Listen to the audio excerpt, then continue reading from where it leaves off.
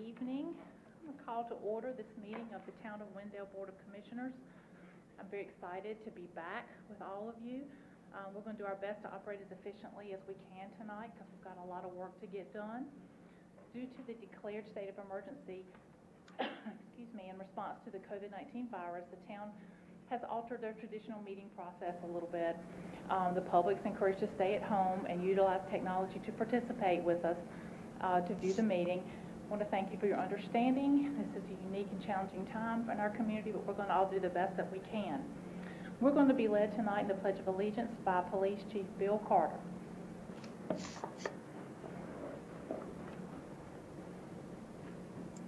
I pledge allegiance to the flag of the United States of America and to the republic for which it stands, one nation, under God, indivisible, with liberty and justice for all.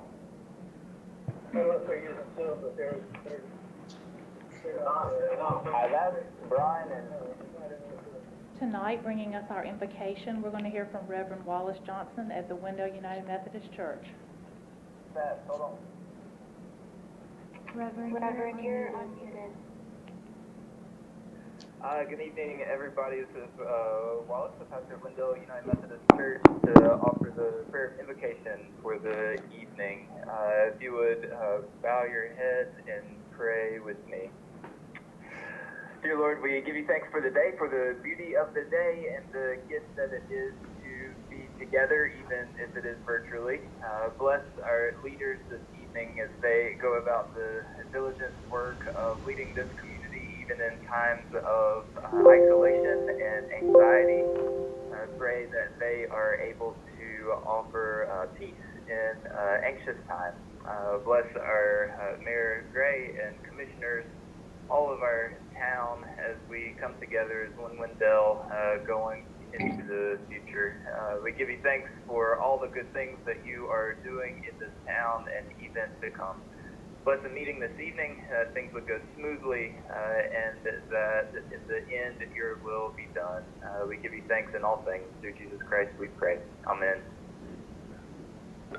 Thank you so much.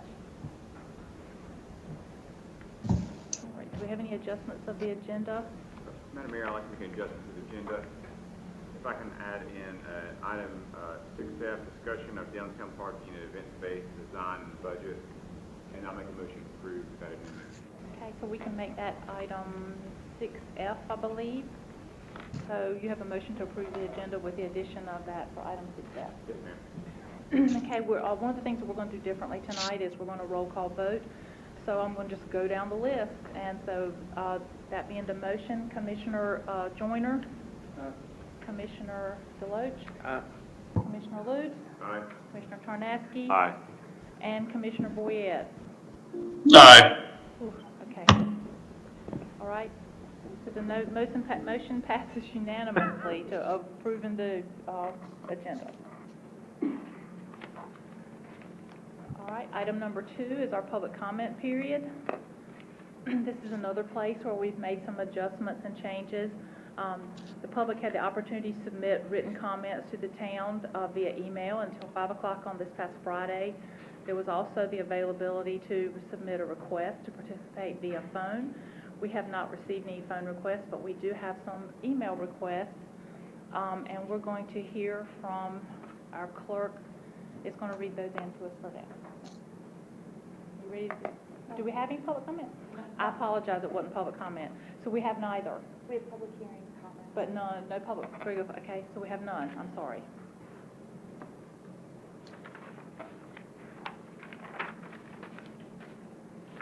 And then, do we have a motion to approve the consent agenda? Motion to approve. Okay, we have a motion to approve from Commissioner Lutz. Is there any discussion on the motion? No. Commissioner Joyner? Commissioner Deloach? Aye. Commissioner Lutz? Aye. Commissioner Tarnasky? Aye. Commissioner Boyette? Aye. Okay, thank you, gentlemen. That passes unanimously.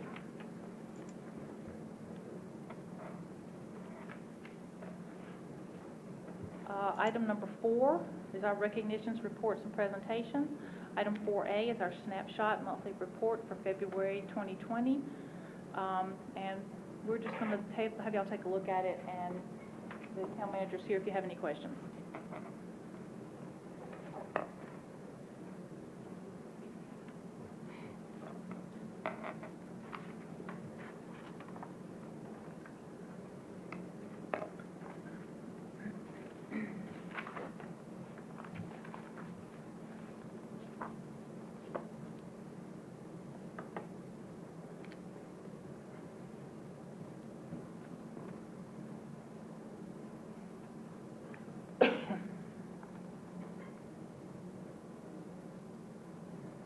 Anyone have any questions or comments about the snapshot?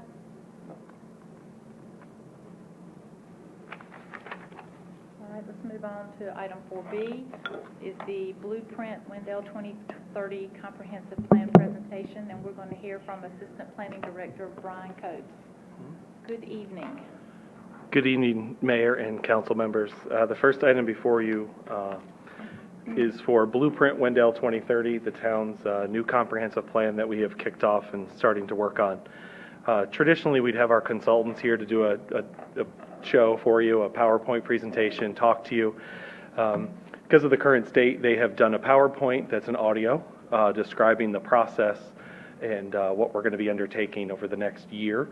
So this is a kickoff PowerPoint. You'll hear Meg Nealon, one of the consultants, and at the end, there'll be time for some feedback. If you have anything you know is pressing for the town, please feel free to reach out. The plan, you'll start to see a lot of information get pushed out to the public to gather input on the future of the town.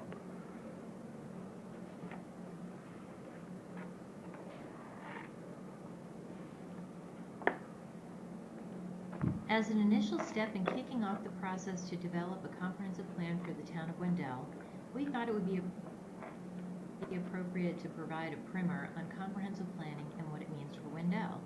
In this brief presentation, we also aim to answer your questions about the process. We want you to know what to expect along the way, but more importantly, we want to know about your expectations. So, at the end of the presentation, we have a couple of questions for you, as we'd like to find out what you hope to accomplish with the process and or the plan itself. Excuse me 1 second. I want to make sure that our The presentation... other members get to see this. If I can get a little distance. Oh, yeah, go. Is there a way we could turn the audio up a little bit too? Yeah. Okay. Yeah. Gary, is there a way to turn the audio up a little bit? I don't know about y'all, I can barely hear it.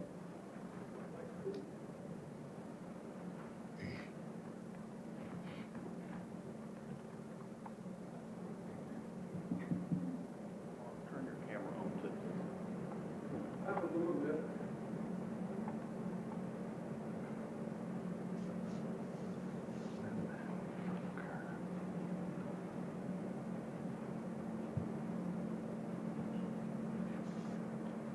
As an initial step in kicking off the process to develop a comprehensive plan for the town of Wendell, we thought it would be appropriate to provide a primer on comprehensive planning and what it means for Wendell. In this brief presentation, we also aim to answer your questions about the process. We want you to know what to expect along the way, but more importantly, we want to know about your expectations. So, at the end of the presentation, we have a couple of questions for you, as we'd like to find out what you hope to accomplish with the process and or the plan itself. The presentation has 3 parts: an introduction to comprehensive planning, an overview of the process, and discussion questions. Let's start with a little bit about planning in North Carolina. The authority to plan is granted to local governments by the state. Unlike some other states, plans in North Carolina are policy guides. They are not legally binding, but they are typically implemented by land development ordinances. Plans inform a wide variety of local government activities, particularly decisions about public investments. A new chapter in the legislation that enables local governments to plan for and zone the areas within their jurisdictions will become effective in January. A consolidation of statutes in chapters 153A and 160 for counties and municipalities, respectively. The new chapter 160D doesn't pose sweeping changes, but instead clarifies and consolidates language. This slide summarizes a few things you need to know. Expect clarifications to be forthcoming this year. There are about 6 objectives of all community planning processes and the resulting plans that we consider benefits to the community. The first is framing the issues and opportunities. By defining them, we can create a snapshot of what's happening today so everyone can move forward with purpose. We can then focus on what we want for the future of the community. We need a clear view of that future condition. We can all move in the same direction if we're working toward a shared vision. The plan, which will have detailed recommendations and implementation strategies, should serve as a guide in all decision making. This is especially important when town leaders are faced with decisions about development approvals and the use of tax revenue for capital investments, such as utilities to support desired development or parks and other public amenities to improve the quality of life in the community. The plan should also have everyone singing from the same sheet of music, so to speak. By communicating what the community wants and how to achieve it, all department and partner agencies can coordinate efforts to maximize available resources. When pursuing grants, the adopted plan can increase chances of obtaining funding. It can strengthen the application by demonstrating the town's commitment to specific improvements. And finally, the plan is a step toward compliance with state statutes. Among other things, an up-to-date plan is required as a foundation for local land development regulations such as zoning. Soon, the town will be subject to the new requirements of 160D. A common point of confusion is the difference between plans and zoning. The distinction is an important one. In North Carolina, plans are policy guides. They do not have the force of law. Plans establish a vision for the future that is reflective of community expectations. The vision can and should be represented by both a map of the future development pattern and supporting conceptual illustrations of future development. Plans are implemented through a variety of tools. One of those tools is the zoning ordinance, which does have the force of law. Zoning puts into place the rules to be followed as property is developed or redeveloped. Such rules should be consistent with the intent of the adopted plan. Sometimes it's hard to tell the difference between a land use map and the official zoning map. The land use map is simply a graphic depiction of the preferred development pattern. The zoning map, on the other hand, displays the application of zoning districts so everyone, elected officials, appointed officials, property owners, potential investors, and other stakeholders, know which rules apply to which parcels. Through rezoning applications, changes to the official zoning map can be made. However, the adopted plan, which takes into consideration various factors such as infrastructure capacity, environmental conditions, economic priorities, social needs, and cultural assets, should strongly influence decisions about changes in zoning. If the zoning map is truly informed by the land use plan, there should be a direct connection between the information displayed on the two maps. The most common uses of the plan are for development approvals, marketing, and investment decisions. As discussed previously, the plan informs decisions about development and redevelopment. It also serves as a compelling marketing tool conveying the opportunities to potential investors. This is especially important in retaining and attracting employers and their employees. Through the plan, the town can instill confidence so folks will choose to live here and locate businesses within the community. Some of that confidence is built with the implementation of the plan. You're not just saying what you will do, but with investments in infrastructure, services, and amenities, you're demonstrating your commitment to the plan and to improving the quality of life in the community.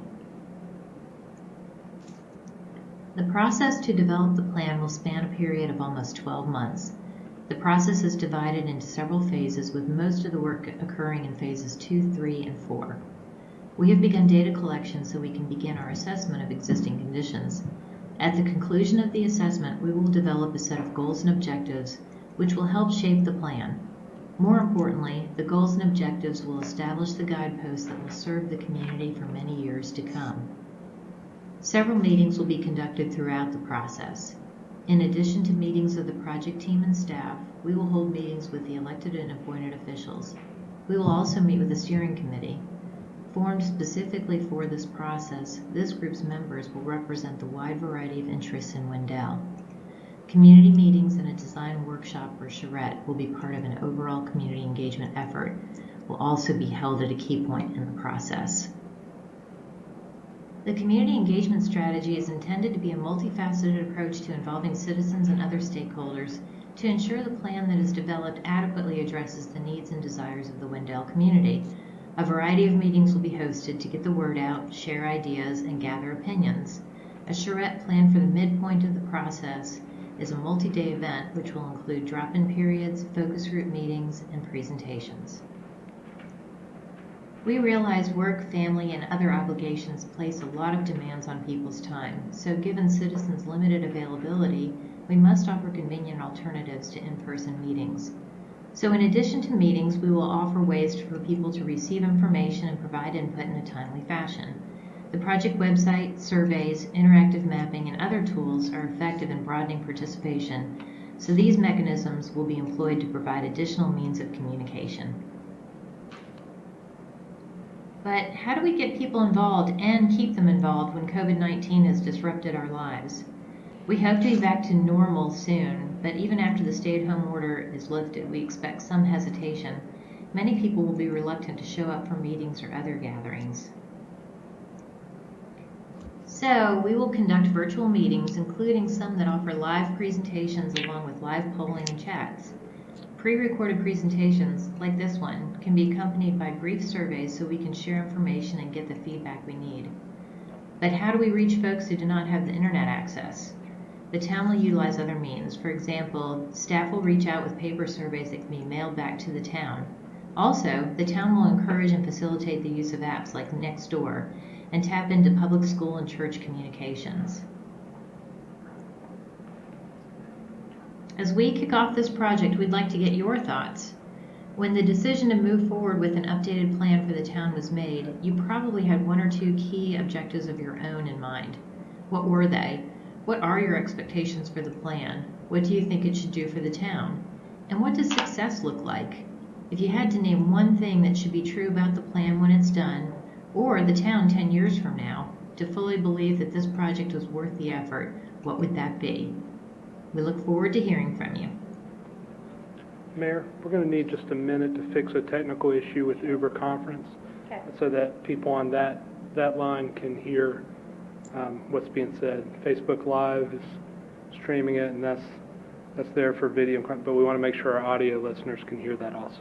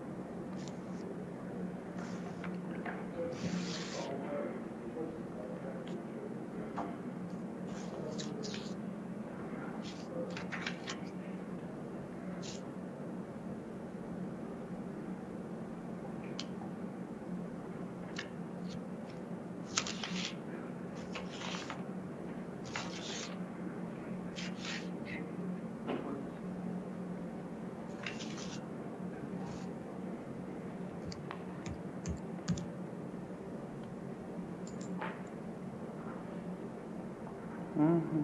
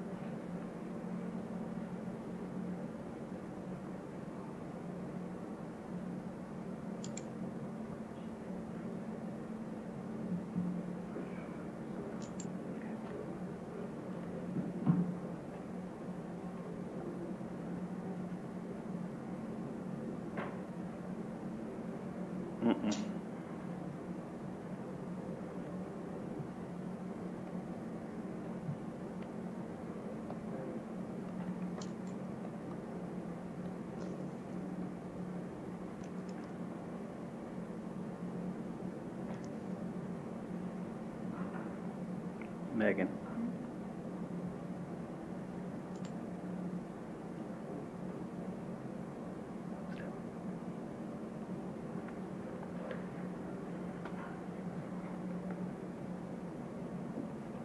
Okay, so.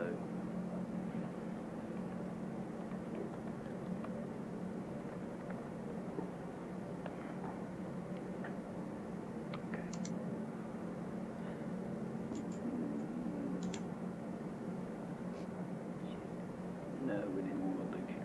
Okay, there you go.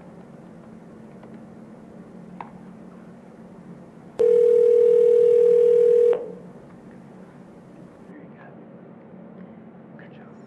Participating in the Town of Wendell Board of Commissioners virtual meeting. To reduce feedback, you will all be Right. If you signed up for public comment period or to speak during a public hearing, you will be unmuted when the clerk identifies you and says it is your turn to speak. Anyone unmuting themselves out of turn will be forced muted again as a warning. Continuing to do so will warrant being ejected from the call. Thank you for understanding. This conference is being recorded by the organizer.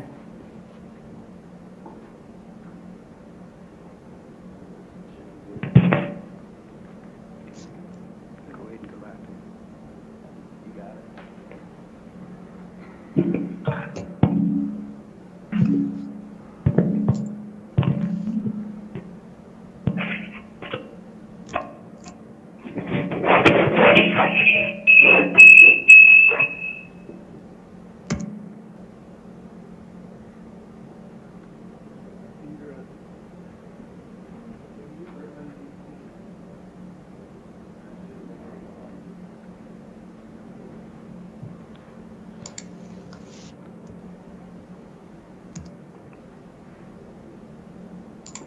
Madam Mayor, I think, are we resolved? Is it working? Commissioner Boyett, can you hear us? Commissioner Boyett? Yes. Okay. It just takes me a second to flip back and forth between the video feed and unmute my mic. Okay. And can you see the board at this point?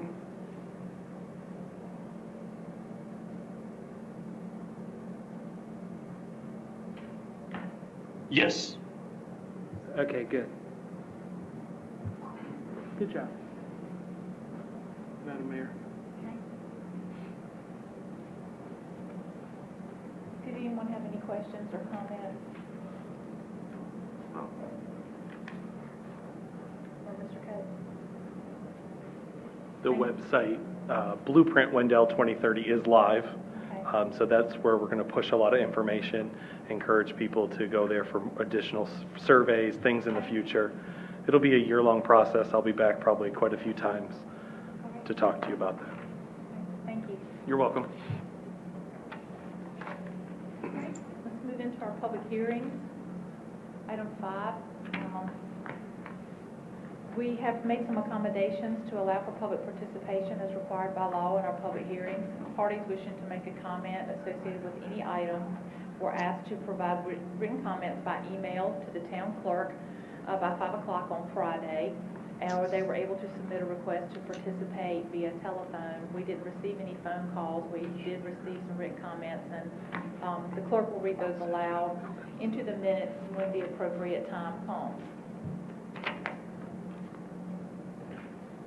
Item 5A is a public hearing for a rezoning request by Josh Lambert of Strong Rock Development Company to rezone approximately 1.06 acres of property located at 0 East 4th Street within the parcels identified by PIN number 1784-80-2530 and PIN number 178480-3458 from Residential 3 to Neighborhood Center Conditional District. We're going to hear from Assistant Planning Director Brian Coates again. Good evening, Mayor and council members. Good evening. Get to the slide. The first item before you for public hearing is to request to rezone 1.06 acres, roughly a block and a half from here east on East 4th Street. Currently it's zoned R3. The applicant's proposing to rezone to Neighborhood Center Conditional District. As the mayor said, the applicant is Josh Lambert, Strong Rock Development Company. There's two parcels, the total roughly the 1.06 acres. The proposed conditional district consists of 9 residential townhome dwelling units. The project is in East 4th Street between North Hollybrook and North Selma Road. The conditional district is being proposed to be consistent with the town framework plan and to allow for a mix of housing types within the downtown. The site plan before you, to utilize the utilities that are already in the street, the front of the townhomes will be right up along 4th Street. There'll be an alleyway that goes back to their garages and off-street parking, where there's also some additional guest parking. The units will tie into the existing utilities. The road will have access for fire and emergency services. There will be a hydrant back there by the handicap parking space as well, in case it's needed. And the open space actually will contain just some additional landscaping and a few park benches. Nothing active, since there's a lot of backyards of residences there, so there's no playground proposed or barbecue pit or anything like that. It's very passive recreation. The units are walkable to downtown, and it's an infill project that is desirable in a lot of communities to get to the downtown to shop, eat, and socialize. Current zoning in that area is R3. Everything in purple is manufactured and industrial, and then blue is a residential. So there's quite a mix of zoning in that area in the core of the downtown. The applicant's proposing 10 conditions for the property. Vinyl siding is not permitted, however, vinyl windows, decorative elements, and trim are. Garage doors must have windows, decorative details, or carriage-style adornments on them. They are going to use a varied color palette, so the townhomes would all have a different color palette and be consistent kind of in that same accent colors. The rear and side elevations of the units that can be seen from the right-of-way shall have trim around the windows. There will be a variable width 15-foot landscape buffer to the north, and then in the northwest corner, State Historic Preservation Office, which is SHPO. The back of this 2 parcels does abut the Wendell Historic District, so in that northwest corner, which abuts some historic homes, SHPO wanted to see an additional 15-foot landscape perimeter buffer, which the applicant did provide. There are some immediate homes to the north that are newer. They are in the historic district, but the homes themselves are not historic. All the townhome units shall be solely rear-loaded, so the garages will be in the back, not visible from the street. The development will include a dedicated walk-up mail kiosk for residents. Pedestrian wayfinding signage shall be included for the little pocket park. And then the landscape buffer along the western side, they're asking for that to not be included because that is actually where the stormwater drainage from the back of the property will tie into 4th Street. So that's kind of a stormwater catchment basin that will steer the water to 4th Street and through stormwater devices. So those are the proposed 10 conditions for the project. Statement of plan consistency and reasonableness. The proposed conditional district is found to be generally consistent with the recommended land uses and development types outlined in the current Wendell Comprehensive Plan. The S6 sector, which is the downtown core, provides for a range of housing opportunities, including housing, upscale housing, senior housing, downtown living choices. Within the downtown core, there are not many options other than a single-family home, so these townhomes do provide, a quick, accessible walk to downtown. Staff recommends approval of the master plan, and the planning board did vote 7-0 in favor of the project as well. I can field any questions that you may have as well. Brian, I have a question for you. We need to, gentlemen need to identify themselves when they speak so that people listening on the phone will know who they are. So, Commissioner Lee. Commissioner Lee speaking here. Brian, looking at the items 5 and 6, they speak to these landscape buffers. Can you speak to kind of what they have planned for these areas? Yes, so in the set of plans, the landscape buffer in the northwest corner shows a variety of trees and shrubs at different heights that's 15 foot thick to kind of provide a barrier from those historic homes into the back of this property. The remaining northern boundary just has a regular landscape buffer that was required by code. Landscape buffer means just empty space? I mean, are Yeah, there could, plantings or anything like that? there'll be some plantings, yes. Mhm. The northwest corner just has a lot more plantings based on the SHPO feedback. Thank you. You're welcome. Any other questions or comments from the board?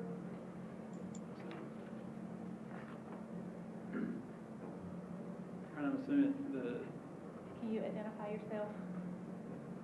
Commissioner Joyner, Brian, along the same line, so on the master plan, the area that looks like there's the addition symbols, for lack of better terms, along the northern part of the property, I see where there's a 15-foot perimeter boxed out. So the additional, behind the parking spaces, you're saying that we're not putting the same type basically because that was recommended to the historic spots, not these others. I guess my question is, when would we know what type of buffer is behind that? Is it like a type B or? It would be a type B. I can show you on, so their full landscape plan.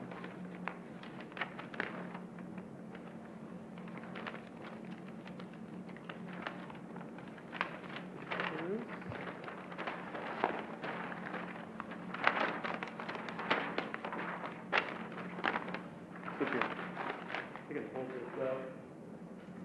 Here they have trees along the western boundary and the northwest boundary, and this is a regular landscape buffer on the plan between the gas parking. My initial thought there, Commissioner Joyner, my initial thought there was to make it a uniform looking buffer across the back. But I understand the drainage issues there prevent that now. Yeah, so the drainage, you can see the stormwater devices will go just north of the parking, into the parking, and then along the side over to 4th Street. Thank you. You're welcome. Any other questions or comments? Open the public hearing. And we're going to have the clerk read in the written public comments into the record that were submitted.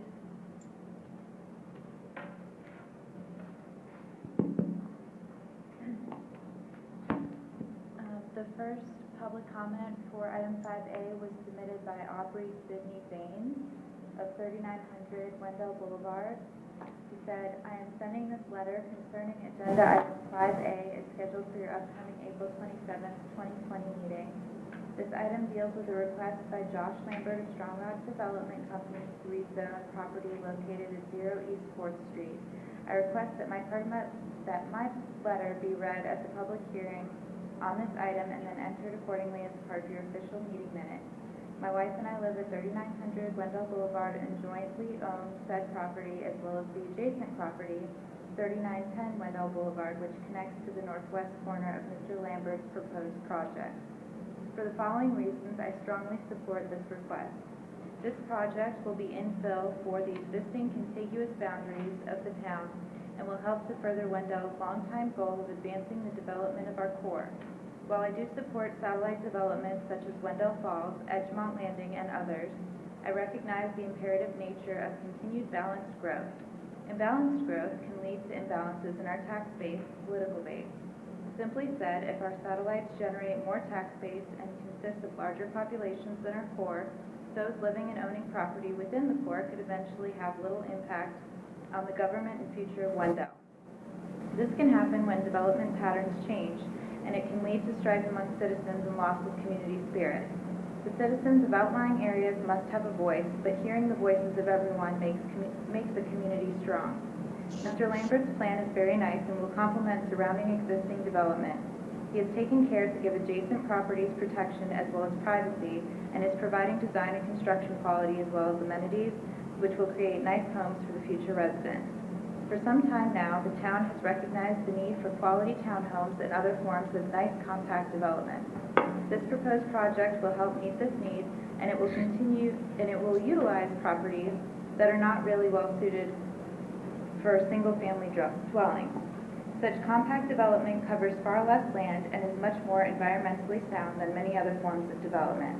Also, it is far more efficient from a municipal services standpoint, and it can provide greater home quality for money spent by the purchaser. While I could list other reasons for supporting this proposed project, I will not belabor the point and will simply ask that you approve the request and assist the developer with moving forward. In conclusion, thank you for your service to Wendell and for my opportunity to speak in this fashion. The second public comment that was submitted for item 5A is from Dylan Piotrkowski from 3930 Wendell Boulevard. Good evening. My name is Dylan Piotrkowski and I live at 3930 Wendell Boulevard with my wife. We bought our first home here almost a year ago. We have fallen in love with the historic small town and the family feel. We feel as if the rezoning should not happen, considering that the houses in the surrounding area are all single-family homes. These townhomes will back Wendell Boulevard's historic district. In return, this will go against the symmetry of the area, as 9 random townhomes will be placed right in the backyards of historical properties with agriculture integrity. After talking with some of our local community and neighbors, they have the same concerns as us. If this rezoning does get approved, our major concerns are the parking spots backing our property and the gathering space on the other side of us. Out of all our neighbors, we are the most affected by this. We do not have a fence and didn't plan or have the need for one. Now that all of this will be basically right on our property line on both sides, and we have 3 small dogs to worry about, we will now have to figure something out. We feel the builder/developer should supply a fence to separate the parking and gathering space from our property so that we do not have light and noise pollution from the cars and gathering space. We love Wendell and are glad we made this our first home. Thank you for your time. The third public comment submitted and final public comment submitted on item 5A is from Brandy L. Beebe from 3936 Wendell Boulevard. Dear Commissioners, with reference to the captioned matter and your correspondence dated April 16, 2020, I own the home located at 3936 Wendell Boulevard.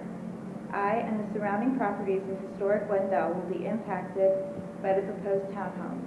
I have multiple concerns in regards to this proposal and strongly disagree with the town approving the rezoning. I have no issue with 3 or 4 single-family homes being constructed in the same area, as that usage would be consistent with the surrounding homes. Number 1, historic significance. My house is located in the section of Wendell referred to as the Historic District. I believe that keeping the area free of multi-use housing stems more in line with this area of Wendell. I could understand adding townhomes to the business district or an area that is larger and can house more homes. However, allowing townhomes to back up to single-family homes, in my opinion, is not a good plan. I question whether any of the commissioners would appreciate the same in their own backyards.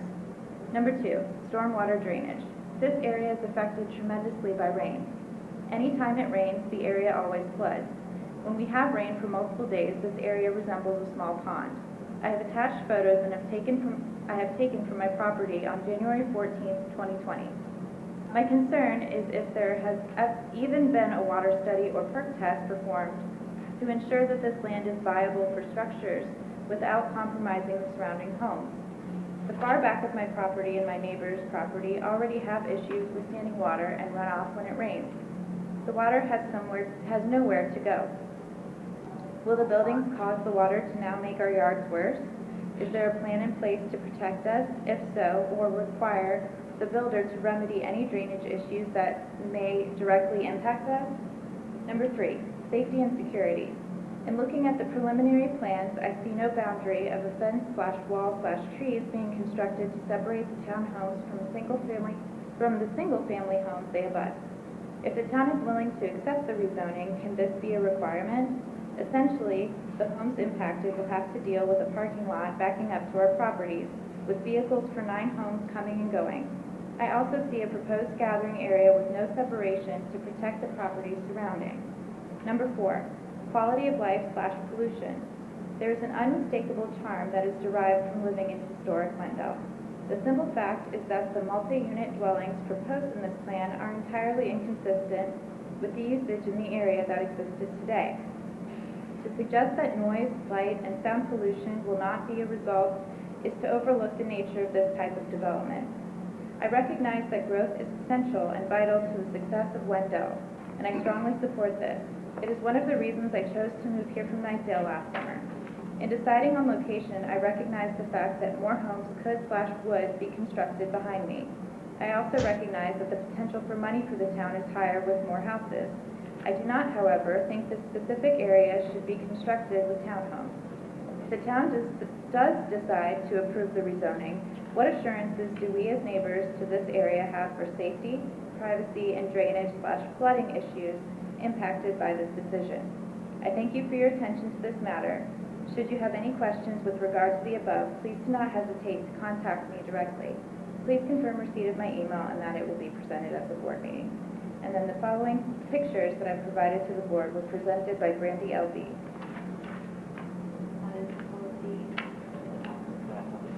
Thank you. Close the public hearing. We didn't, just as a matter of note, we didn't receive any call-ins for this one tonight. Close the public hearing.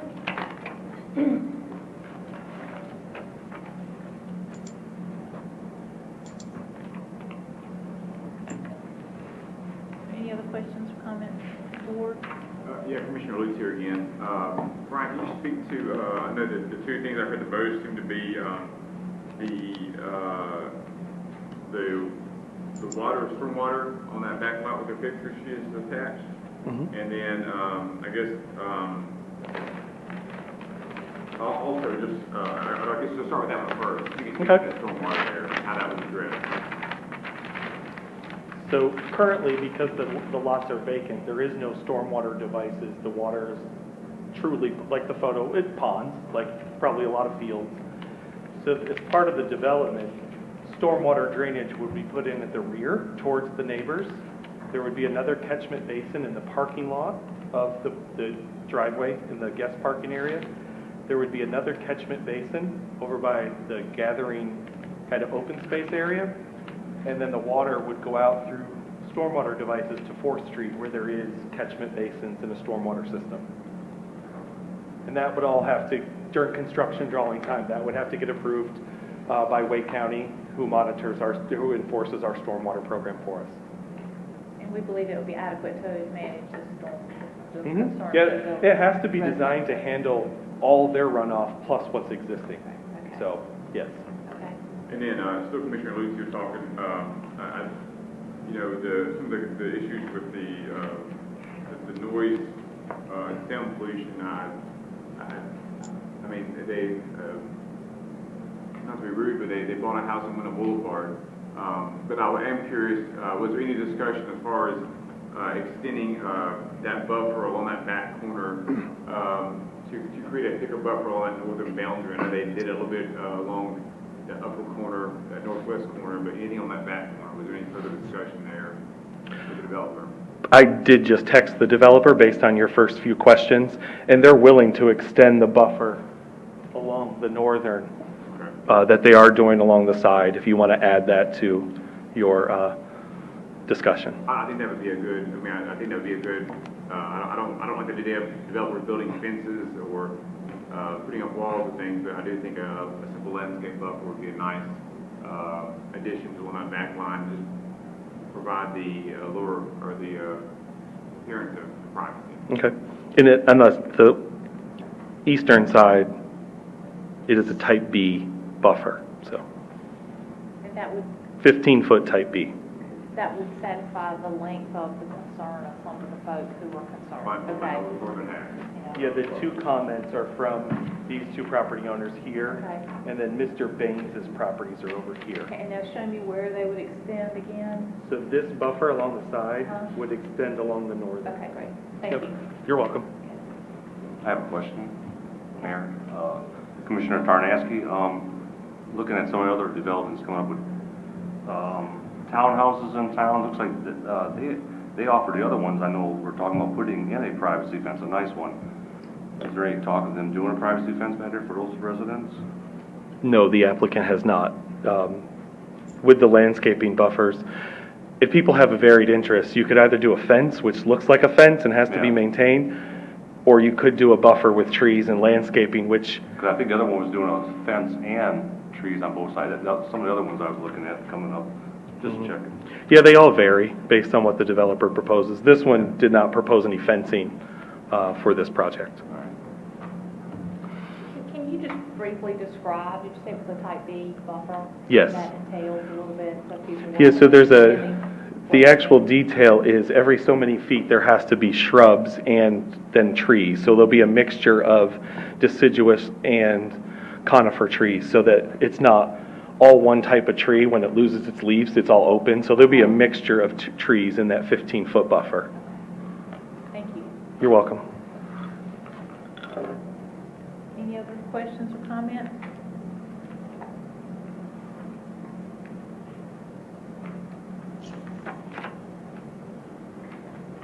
I appreciate Commissioner Joyner, I appreciate Commissioner Luce's conversation on that. The buffer piece is the only issue that was consistently across the back before. I'm good.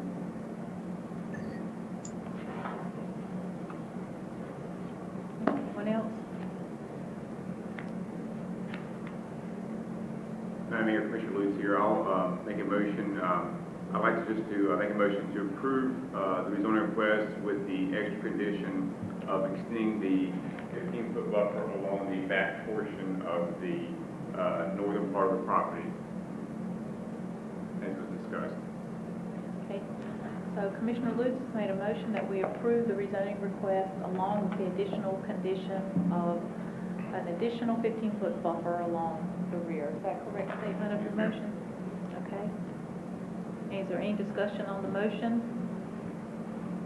All right, I'll call the board of Commissioner Joyner, Commissioner Deloach, Aye. Commissioner Lutz, Aye. Commissioner Tarnasky, Nay. and Commissioner Boyette. Aye. Okay, so that passes 4-1 with Commissioner Tarnasky voting no. Mayor, this is Jim. Yes. Can you confirm that the developer agreed to those conditions? Yeah, he did, but let's get Brian to say it again. Can you confirm that the developer agreed? My eyes not good. 15-foot type B on the back side, yes, that's no problem. Yeah, I can see Oh, it. yeah, I got an extra 15. Is that satisfactory? Yes, thank you. Okay.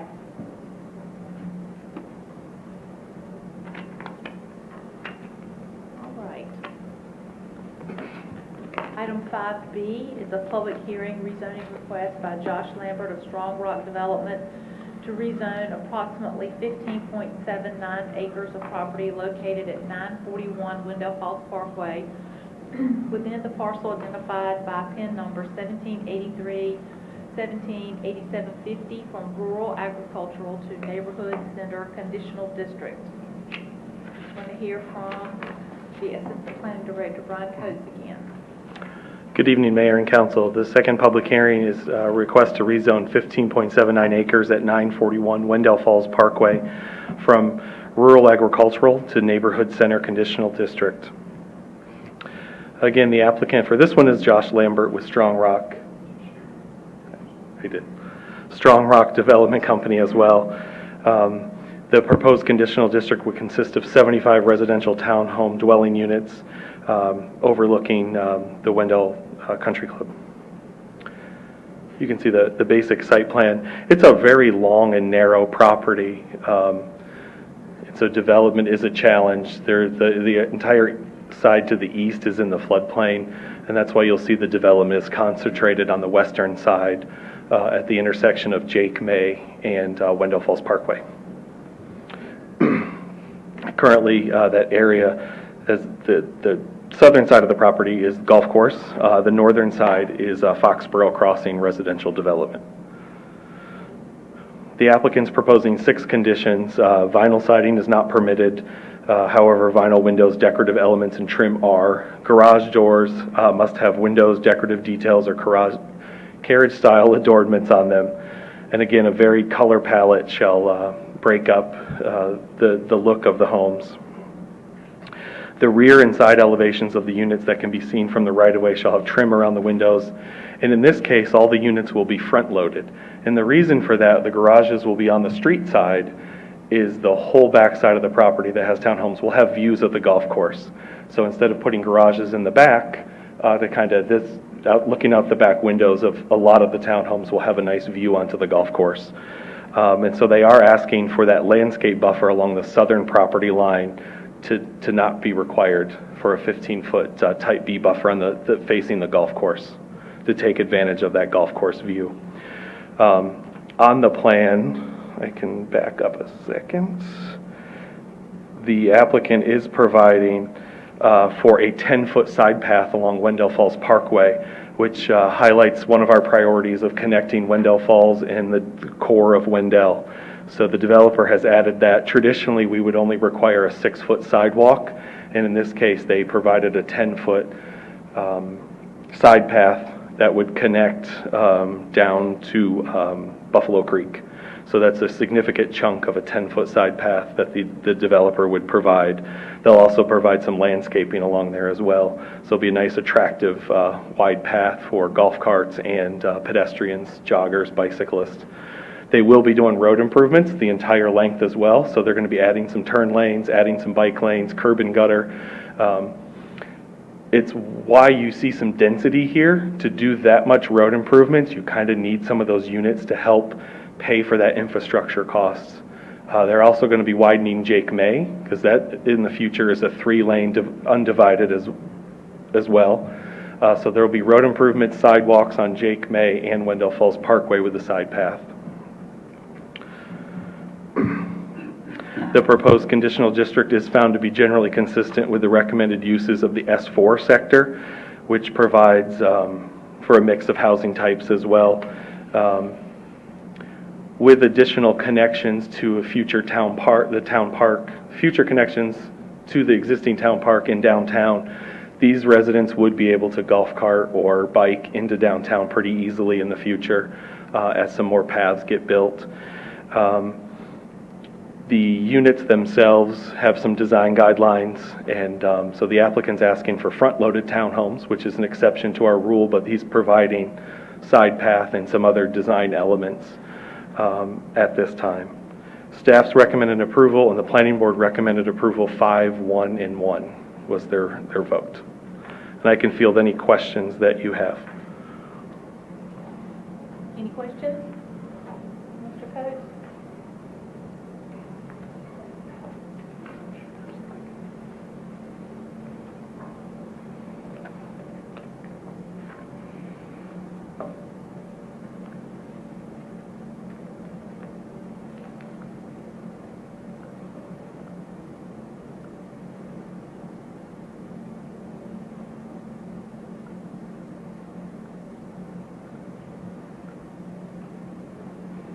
Good now? All right, any questions for Mr. Cole? No. All right, let's open the public hearing. I'm going to have the clerk again. We had no one indicated a desire to call in, but we did have some people email in, so we're going to read those in now. Following public comment was submitted by Justin Mercer of 820 Wendell Falls Parkway concerning item 5B. He wrote, I have some concern over the potential for increased traffic along Wendell Falls Parkway through this stretch. As it is now, there is often some difficulty in entering and exiting my driveway. It appears as if one of the proposed entrances for the new townhome development would be directly across from my driveway. With the potential addition of 75 townhomes here and another 100 or so just down the road, is there anything that is being done to address potential concerns over increased traffic and or impacts to existing homeowners? The homes at 820, 816, 808, and 804 Wendell Falls Parkway are all part of the Foxborough Crossing subdivision. When this area was developed, broadband internet infrastructure was not run to these 4 homes as it was for the rest of the neighborhood, both Spectrum and AT&T. Broadband access has become a necessity in today's world. My neighbors and I have school-aged children that I fear will be left at a disadvantage as internet access becomes increasingly vital to their education. It seems to me that additional development raises the opportunity to correct this former oversight. Is there any way that further development of this area can be done in a way that encourages developers and/or service providers to make service accessible to these poor homes? Thank you for your consideration and for ensuring the public's ability to stay involved.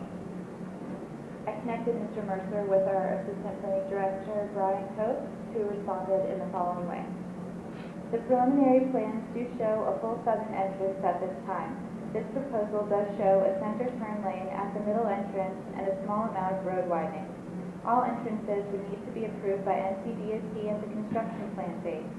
We could ask that the southern entrance that is aligned with your driveway to be a right in and right out only for the townhomes.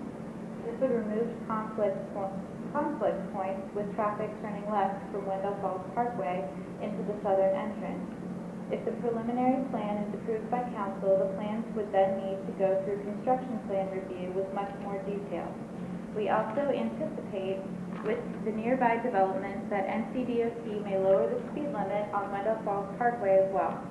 With two developments being nearby, I would recommend checking with the high-speed internet providers as progress occurs on the Stone Arbor townhomes, as they may be willing to extend towards you all, or it seems the connection would be made when the townhomes proposed at the golf course were built. At times we have AT&T or others request to construct service within our right-of-way, and we could reach out as well. Mr. Mercer then responded to Brian's response in the following way. Thank you for your response. Turning left out of our driveway is what gives us the most difficulty currently.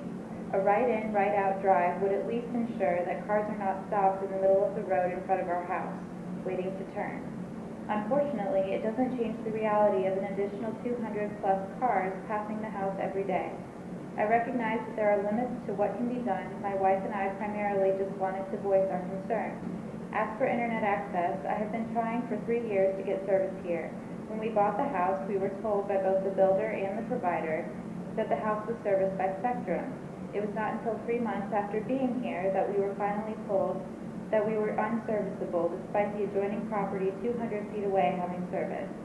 AT&T has not been willing to speak with me any further than to tell me that we are not serviceable. I have been through the process with Spectrum twice and spent countless hours over the phone. The issue is that we are between two service lines, one coming from Wendell and the other from Wendell Falls. Neither of the current developments would be required to bridge any gaps in order to provide service. The latest, as of a few weeks ago, is that they will do 3 houses, 820, 816, and 808, for roughly $10,000. I was willing to pay my share, roughly $3,333, but my neighbors were not willing to contribute based on the prospects that the townhomes might bring it to us. $10,000 is just too much for me to do by myself for a service that I will then have to pay for monthly. Based on my conversations with Spectrum, it does not seem that is likely, and they will make our homes serviceable on their own accord.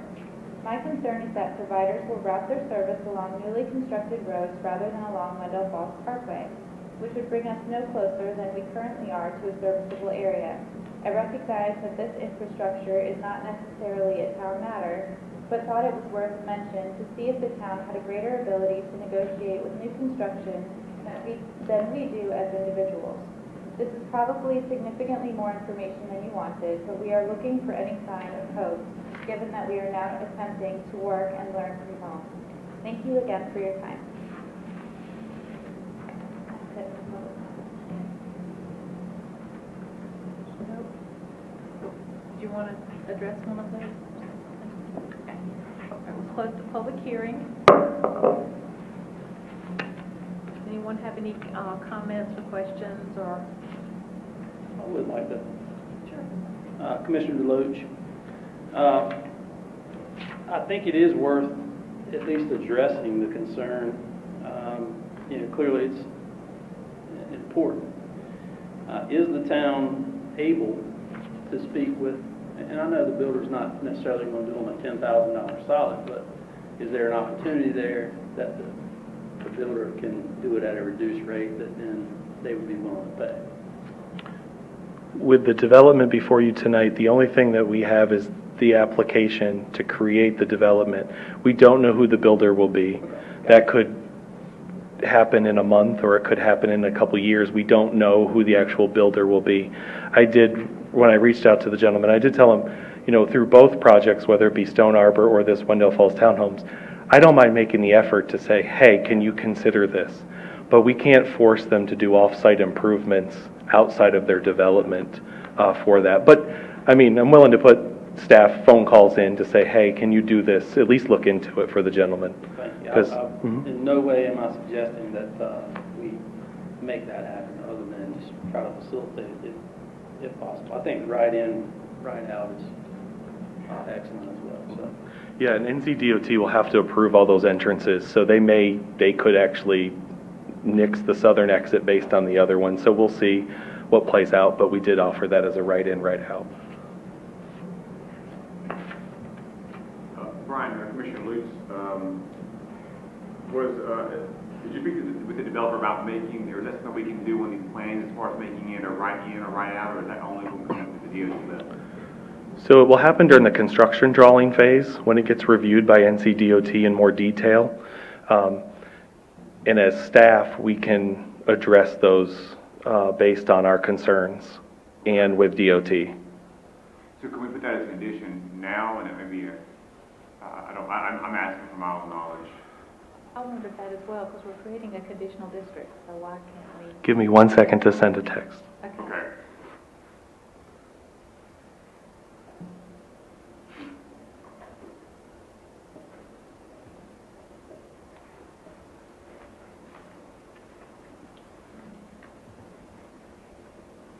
Mark Collins, Town Manager. Long story short, you can, but you have to get the applicant's agreement on any condition being added that wasn't in the packet that you are considering. I think that was the attorney's question on the last case, to confirm the agreement. The agreement, yes. We want to wait on that, or then you, okay. If you have any other questions, I can field those while I'm waiting for an answer.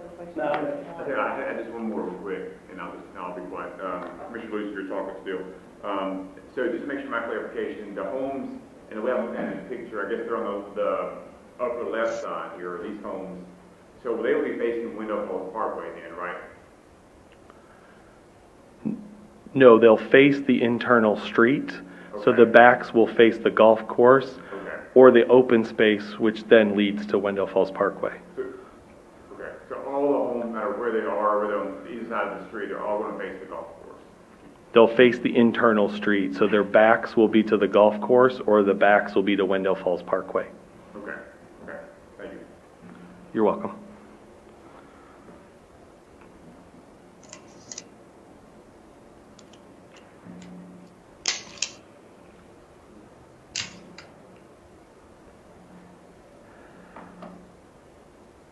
There's a message coming in. He's typing. I can see the dots. I'll ask you a question real quick.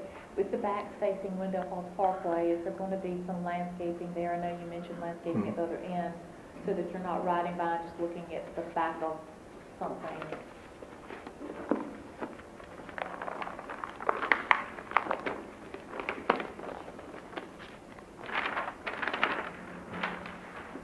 You see the landscaping plan?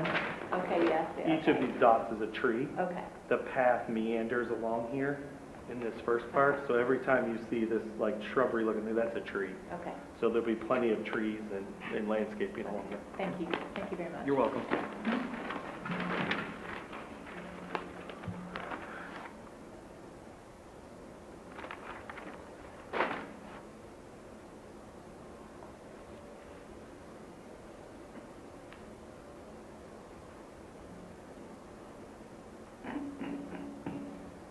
It's amazing he's commuting with Australia.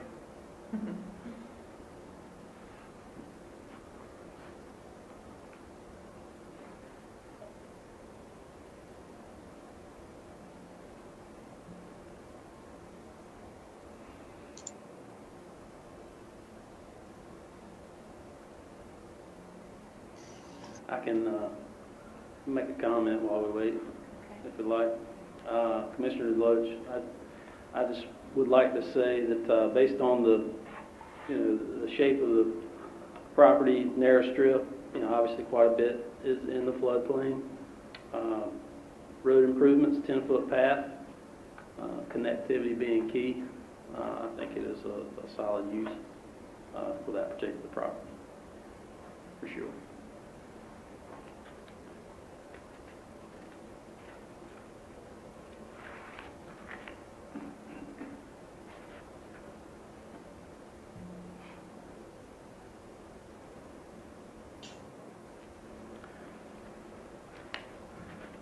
Their response is they don't necessarily feel a write-in, write-out is necessary at this time. NCDOT may dictate that, but they aren't ready to make that as a condition at the moment. Any other questions or comments? Madam Mayor, Commissioner Joyner, I echo Commissioner Deloach's comments. I think this will be a value added to that area. And also wanted to ask Madam Clerk if you wouldn't mind sending me Mr. Mercer's email address, and I'll circle with you, but I think I have a solution for him. Okay. Or access to a solution. For the For his internet. Internet for his situation? concerns. Okay. I think that I can help him there, but just wanted to Okay. throw this in while I was speaking, so I'll have him in there.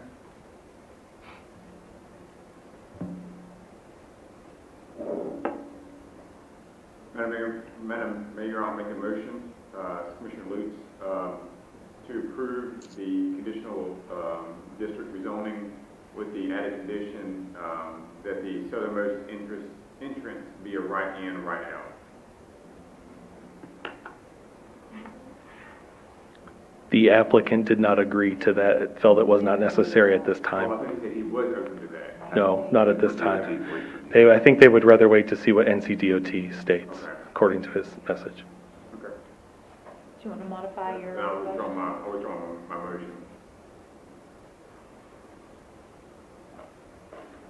And are you completely withdrawing it? Or you want to? So his next text was, we would simply rather have NCDOT dictate that if they choose. Due to the traffic counts, they would rather have NCDOT dictate that. Correct. I would venture to say that with the current economic climate, this project could start tomorrow, but it could also take a variety of years. It may be better to allow that decision to be made by DOT because the traffic count may change by the time it gets to DOT in the future. So right in, right out might not be the best solution 5 years from now. Certainly understand the sentiment, and I think DOT likely require it. I think they may require more. Just don't know. Yeah. NCDOT could remove the whole entrance as well. Yeah. I mean, Similar to the last one, I just like the idea of having that there as a compromise with the applicant. So I just want to add it in there, so. You still have to do whatever DOT says, right? Right, yeah. So I'll make a motion just to approve the conditional request, or conditional district, rezoning RA to NC, conditional district. Okay, so we have a motion from Commissioner Lutz to approve the conditional district rezoning request from RA to NC, what was it? CD, there. Is there any discussion on the motion?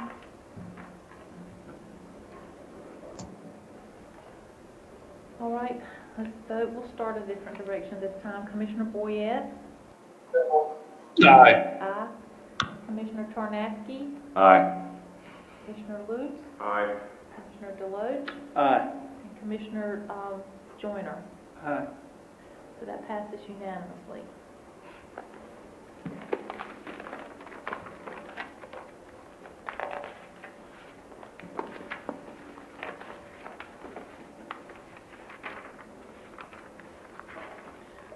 All right, last one, item 5C is an amendment to the development agreement governing Wendell Falls as it relates to infrastructure improvements along Martin Pond Road and Pool Road and consideration of a related fee in lieu request.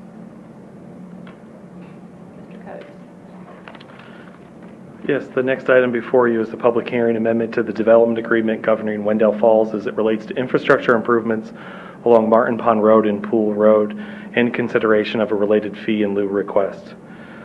Before you tonight, action 1 is the approval of a fee in lieu of request of the amount of $2,077,000. Action 2 is approval of the submitted development agreement amendment for signature to remove certain infrastructure improvement obligations, which is in attachment C. The Wendell Falls Planned Unit Development Document and Associated Development Agreement outlines specific road improvements to Martin Pond and Pool Road, which Nash Wendell Falls LLC is responsible for. These improvements were staged in phases, and the terms of the agreement have been amended over the years through the development agreement based on development progress and timing of the City of Raleigh's utility improvements in that area.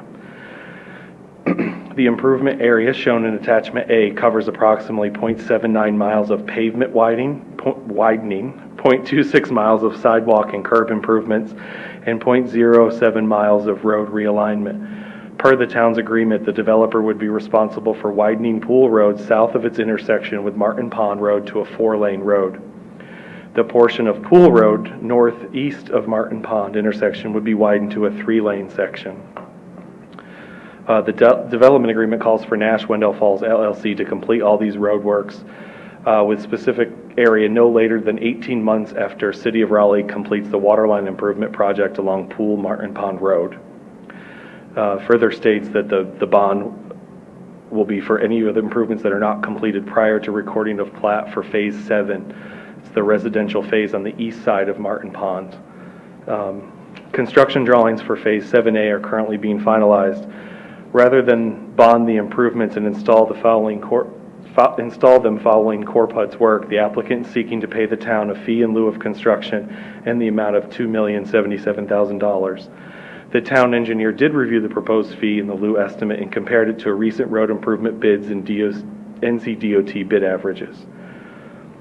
Based on the evaluation, AM&T, which is our town engineer, valued those road improvements at almost $7 million. The largest price differences came from the estimated increases in mobilization costs.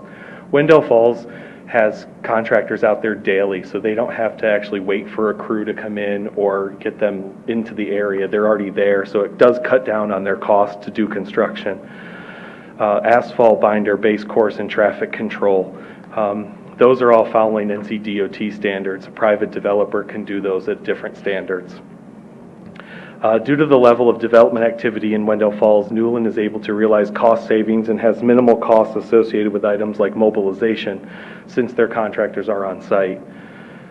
The development along Martin Pond Pool Road is divided into 2 phases. Per the development agreement, 50% of the fee in lieu, which is a little over $1 million, would be paid prior to the approval of the final plat for Phase 7A. The remaining would be 2 years after the date of recordation with final plat for Phase 7A. Pool Road, the bridge by Lake Myra, is a 2-lane bridge, and NCDOT has no plans to widen that. So if we actually did have them widen the 4-lane, it would go narrow down into a 2-lane and would not be utilized to its fullest extent at this time. It's still a future project, but we would anticipate using the funds in other kind of more important intersections that need improvement in the future. It's still, widening Pool Road is still, towards Raleigh, is a long-term, 20-plus years out before it's done.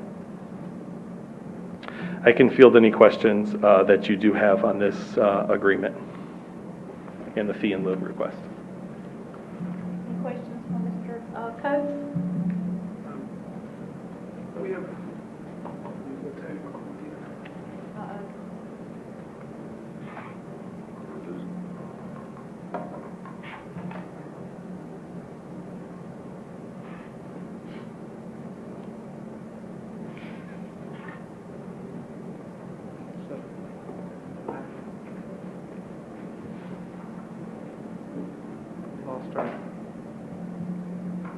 Lost our sharing here. We got a bad signal on the Teams.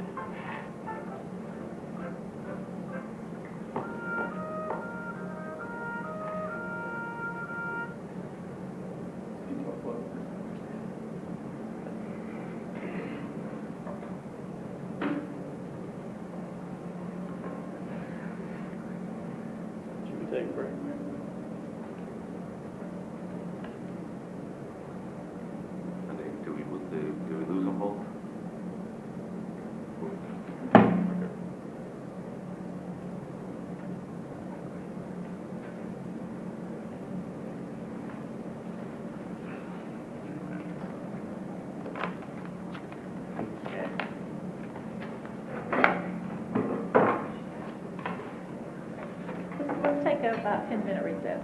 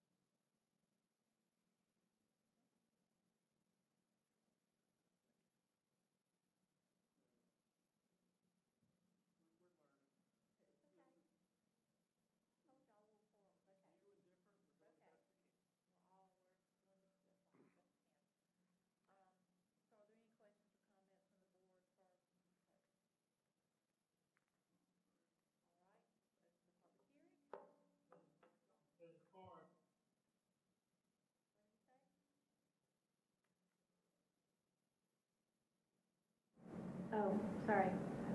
We're good. You should be good now.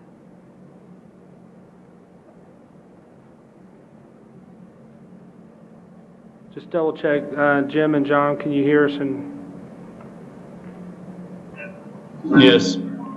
on the screen, what are you seeing right now?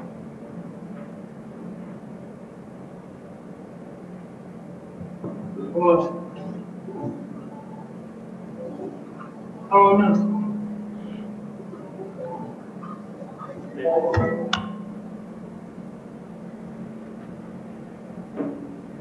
What am I seeing right now? Yes. You have to get closer. Well, I have a split screen. I have the Facebook feed on one side, and then the Microsoft Teams meeting is pretty much blank.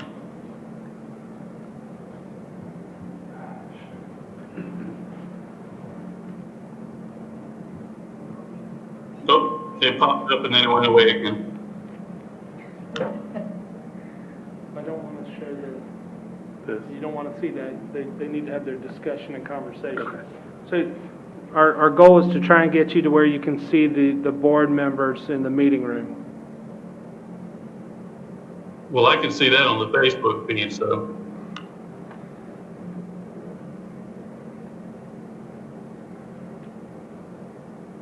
How about now? On Teams. So there's some serious lag, and so if you'll just leave it for a few seconds, I can give you a better answer. Because it keeps popping up and then going away. Jim was just talking, I could see him, but I couldn't hear him. So, need to find out what he had to say. His mic is off. Jim's mic is muted. I can see the same thing that's on the screen in the boardroom. Okay. Questions, public hearing. Okay, so we opened the public hearing, and I'm going to ask the town clerk. I believe we received no call-in requests for this item. And did we receive any email requests for comment for this item? None. Okay, so we'll close the public hearing.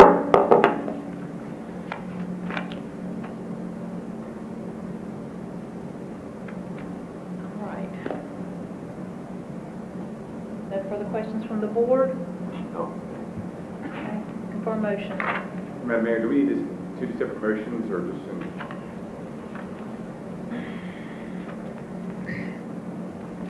Just to approve the development. So it's two actions. Okay. You do one motion with both. You can do one motion and include both. Is that what you said? Okay. I'll make a motion to approve the fee and lieu request for the amount of $2,077,000 and to approve the submitted development agreement amendment for signature to remove certain infrastructure improvement obligations. Okay, so we have a motion from Commissioner Lutz to approve the fee and lieu request and approve the development agreement.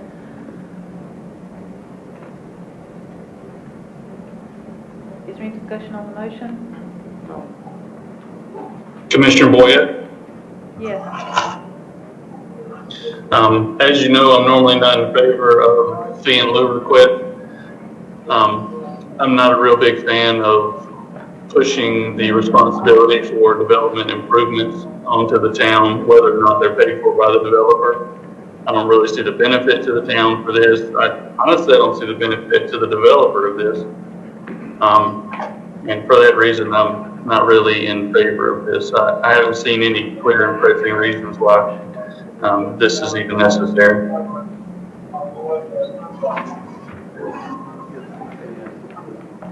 Anyone else? I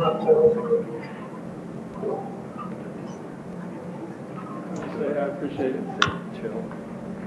Commissioner Joyner, I have to say I appreciate Commissioner Boyette's comments. The portion that got me was DOT and the bridge, and 4 lanes down into a 2-lane bridge. Having a little bit of experience in trying to get DOT to build bridges in Wendell, I am much more in favor of, or that gives me the logic. That was the missing piece for me as well when I started on this, and seeing that definitely changes the outlook for me. I'd be in favor of it.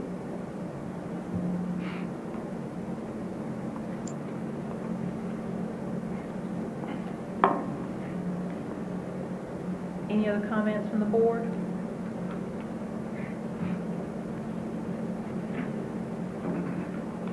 All right. I'm going to poll all of you. Start again with Commissioner Boyette this time.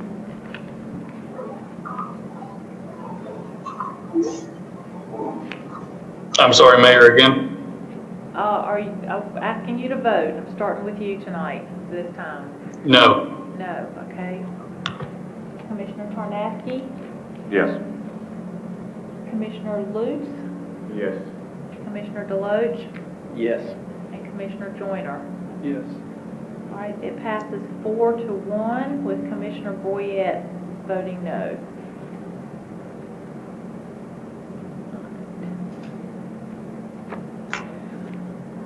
All right, thank goodness. Let's move into our administrative items.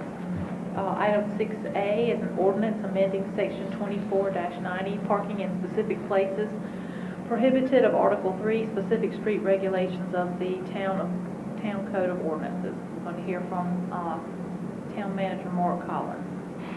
Thank you, Mayor. Tonight, staff is requesting a motion to approve the amendments to Section 24-90 of Article 3, specific street regulation amendments to allow for additional requirements for parking. The next item deals with accepting roads that have been priorly dedicated in construction to public standards in a development. In reviewing our parking requirements and understanding existing parking requirements within the Wendell Falls development, we realized that some minor amendments were going to be needed to allow for a consistent transition from private ownership and maintenance and enforcement of parking to the public streets that they were dedicated for. So in reviewing the ordinance, staff developed the recommended amendments that are before you tonight in consultation also with the developer/HOA.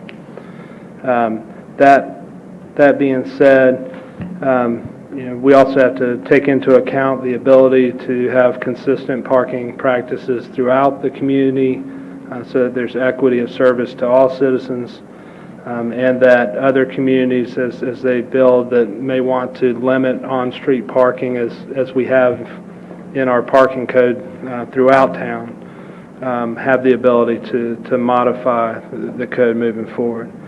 That being said, Section 24-90, number 3, revises the language for distance from the intersection prohibited from parking. That's actually just a correction to make our ordinance consistent with state statute.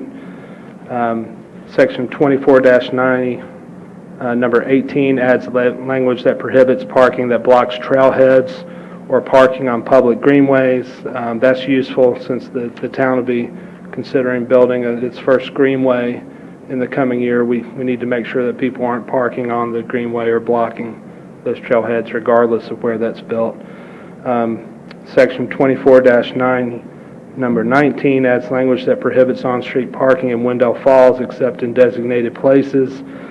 Parking for community events can be approved by the town manager or designee. The commissioners may allow parking during holiday periods. This is consistent with what we do throughout town right now. If it's a minor street closing, they come and it's administratively reviewed. If someone wants to close a cul-de-sac or a block for a child's birthday party or some community event, they call the manager's office and we review it and in consultation with engineering and police and then make a decision. Likewise, much like the Meet on Main event with the street closures that y'all approved in your consent agenda tonight, the board handles recurring events and larger street closures. And that's consistent with your authority as a board to have public rights-of-way streets and properties, and you decide on that. any authority granted to the manager is an extension of your authority to me to act on your behalf, so that everything doesn't have to go to the board for something minor.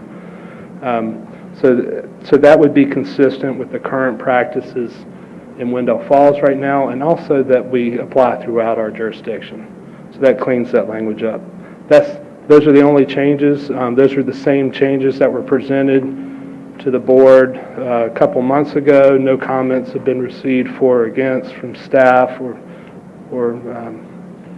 anyone on this. So staff's ready. This does need to happen before the town does take responsibility of the roads, which is your next item, just to make sure that our officers are able to enforce the code consistent.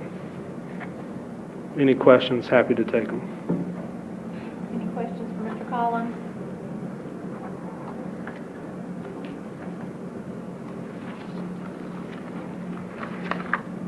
Commissioner Lutz, here I'll make a motion to approve the amendments to section 24-90 of Article 3, specific street regulation amendments. Okay, so we have a motion to amend section 24-90, parking in specific places prohibited by Article 3, specific street regulations, town code. Any discussion on the motion? Commissioners, just a comment for staff. Understand the need for a lot of these changes to be made, but also understand that a lot of the people specifically in some of these areas that we're targeting have been doing it the same way for a long time. And we just ask staff to be cognizant of that as we move through the enforcement period. I know we have two sides of town. One's learning a new, and one's going to learn a newer version of an old. So just ask for staff. And I'm seeing their heads nod as a thing. So. No other comment? Okay. So all right, I'm going to go ahead and poll y'all then if there's no other comments. Are there any other comments? No. Okay. Start with Commissioner Joyner this time. Aye. Commissioner Deloach. Aye. Commissioner Lutz. Aye. Commissioner Tarnasky. Aye. And Commissioner Boyette. Aye. Passes unanimously. Okay. Item 6B is the acceptance of certain public streets in the Wendell Falls subdivision for town maintenance and enforcement. Here again from the Assistant Planning Director, Brian Coates. Good evening, Mayor and Council. Getting to the item. The next item before you is a resolution accepting the streets contained in phases 1, 2, 3, and 13 of Wendell Falls for town ownership and maintenance. The streets were dedicated as public for eventual ownership and maintenance by the town. While approval of the final plats for new subdivisions include dedication of public right-of-way to serve streets, public maintenance doesn't begin until those steps are taken by developers and verified by town staff.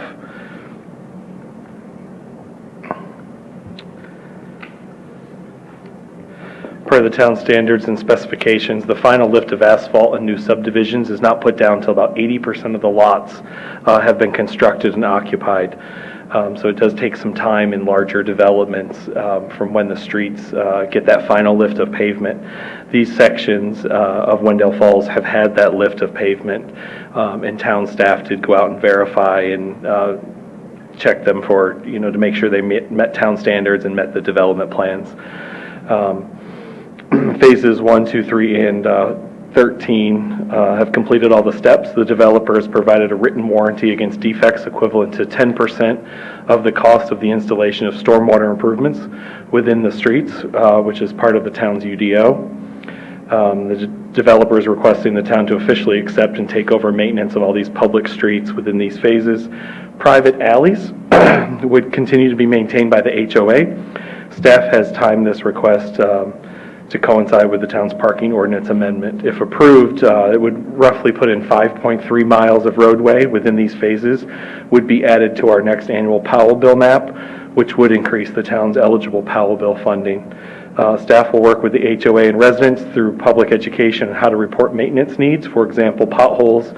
I think we should wait at least a few years before we have any potholes, and traffic enforcement over the next coming months. And we thank you for your comment, Commissioner Joyner, because there will be some communication needs between the town and the residents. Our staff recommendation is that you adopt the attached resolution to accept these roads for maintenance. The developer has met the applicable requirements per the town standards and spec document and the UDO. And I can field any questions that you may have. Any questions, gentlemen?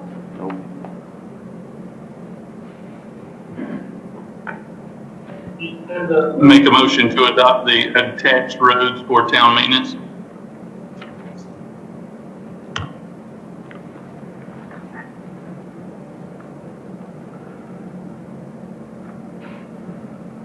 We have a motion to adopt, oh, I'm sorry, I couldn't understand everything you said.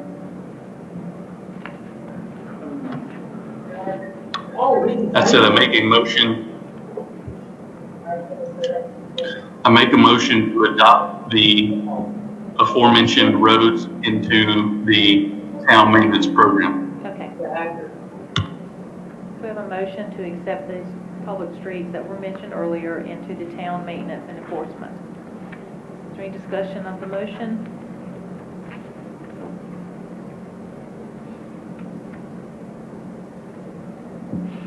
All right. We'll start with Commissioner Joyner this time. Aye. Commissioner Deloach. Aye. Commissioner Lutz. Right. Commissioner Tarnasky. Aye. And Commissioner Boyette. Aye. All right, it passes unanimously. Thank y'all. Item 6C is the review and approval of a proposed mural for 128 North Main Street.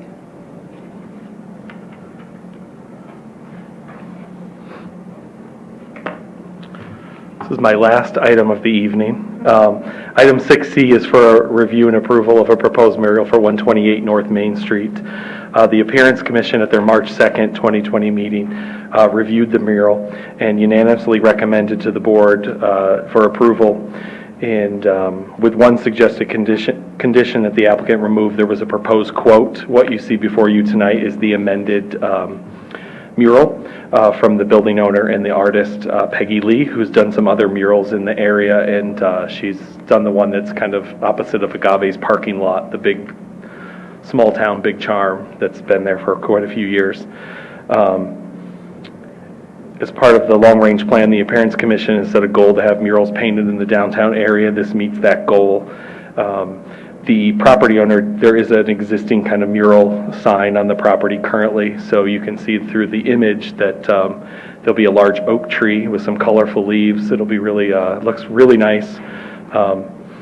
And the color palette will be kind of bold and attractive. Appearance Commission really loved the colors and the theme.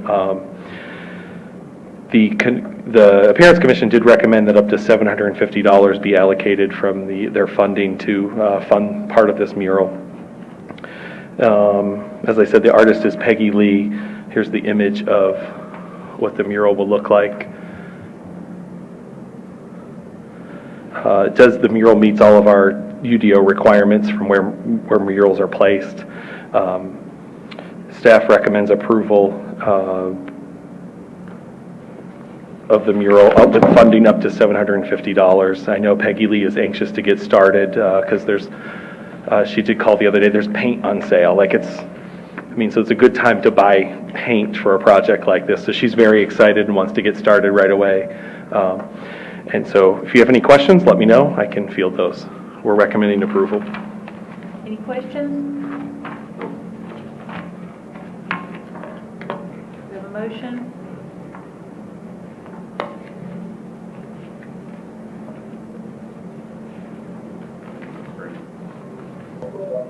Make a motion to approve the mural application. So we have a motion to approve the mural application. Is there any discussion on the motion? All right, Commissioner Joyner? Aye. Commissioner Deloach? Aye. Commissioner Lutz? Aye. Commissioner Tarnasky? Aye. Commissioner Boyette?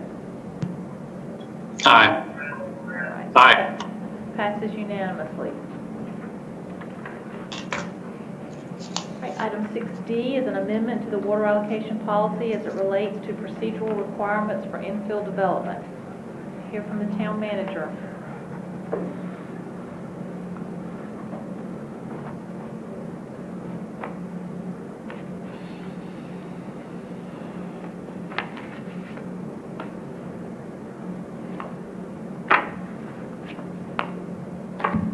Great. So one of the challenges currently with the state of emergency and dealing with COVID-19 is how we handle different types of hearings. And so quasi-judicial is still a challenge. The language there talks about being able to have a very personable contact between credible testimony and witness and the board sitting to make the quasi-judicial hearing.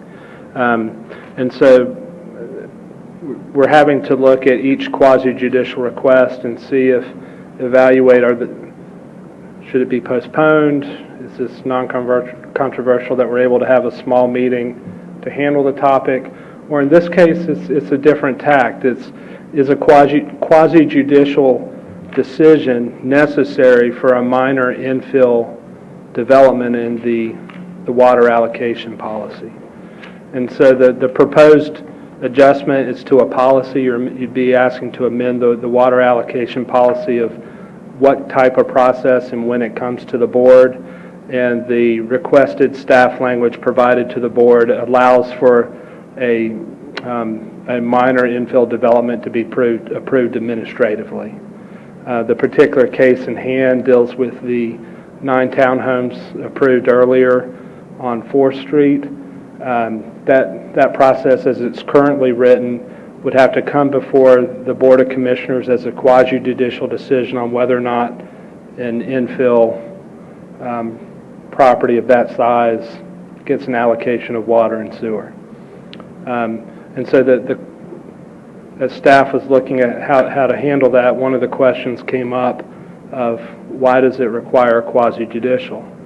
If it's consistent with your adopted policy seeking infill development around downtown, you've approved the development, why do we need to take the developer back through a quasi-judicial process in expense and time for something you've already acted on? And so the proposed amendment cleans that up and allows an administrative approval. If you'd like me to go further into the specific wording details, I'm glad to. For the sake of your time this evening, I know it's been long. If you're happy to leave it at that.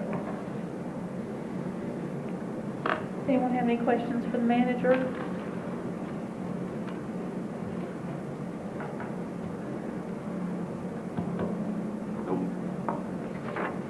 Madam Mayor, I make a motion to amend the procedural requirements of the town's water allocation policy as it relates to infill development. So we have a motion by Commissioner Lutz to amend the town of Wendell's procedural requirements in the water allocation policy as it relates to infill development. Is there any discussion on the motion?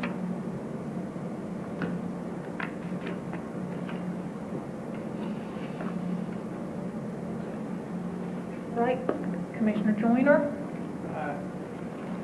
Commissioner Deloach? Aye. Commissioner Lutz? Aye. Commissioner Tarnasky? Aye. And Commissioner Boyette? Aye.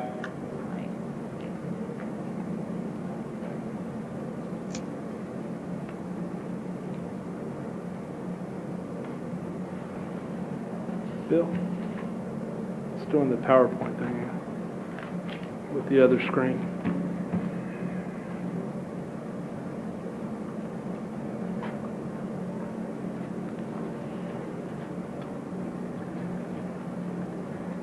What do you want to share?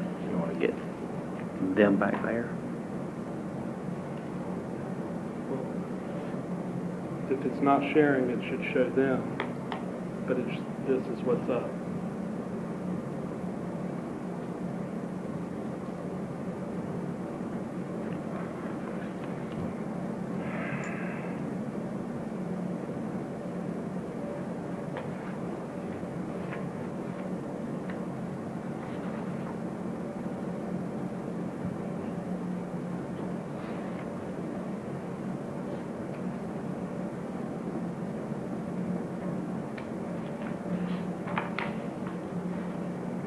have you been sharing, Mark? The window or the desktop? What was done before I came up here. Yeah, that's part of the issue. Try it. Go to there.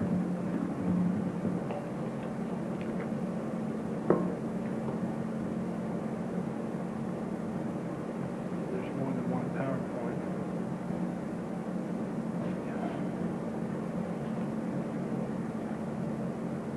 Go back to Teams. Go to the right hand. There it is. Hit 2 open. It's okay. Something with PowerPoint opens a second version of itself, and it's like it ghosted in. Doing the best we can. Yeah. Unusual circumstances. Okay, we ready? Item 6E is an agreement for the purchase and sale of 2 properties, 3 combined portions of PIN number 1783946022 and PIN number 1783837560, totaling approximately 23.2 acres on Hollybrook Road for the future development of a neighborhood park. I'm going to hear from the town manager.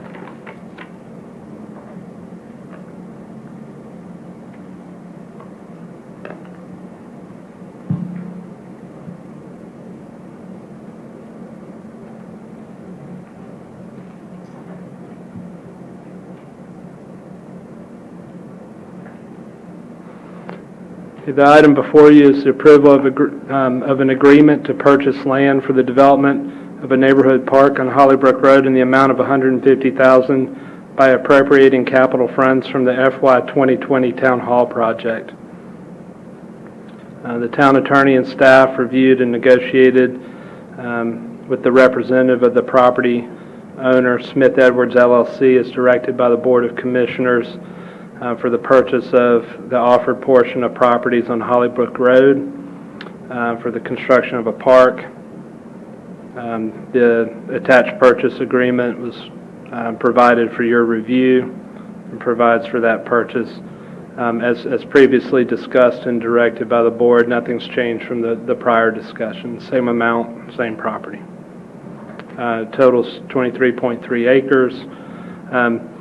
And the reason we're interested in this property is the recently adopted 2019 Parks and Recreation Master Plan identifies the need for a neighborhood park within this area. There's a significant number of existing subdivisions that have been built in that area that do not have a walkable opportunity to reach any kind of meaningful open space or playground. And so this property provides the opportunity, consistent with the plan, to build one of 3 needed neighborhood parks that provide that service. They're typically within a 3/4 to 1 mile radius of such development, and they typically range from 7 to 15 acres. There's at least that acreage outside of the floodplain on these properties that would be acquired. Typical activities serve both active and passive for a diverse user population. The agreement provides for the following. There is a escrow requirement within the agreement for the town to put $10,000 within 5 business days of both parties signing the agreement. That is refundable if the buyer terminates the contract within a 60-day contingency period. If we do move forward and purchase the property, then that $10,000 applies to the $150,000 in the sale. The contingency period is 60 days to determine suitability of the property.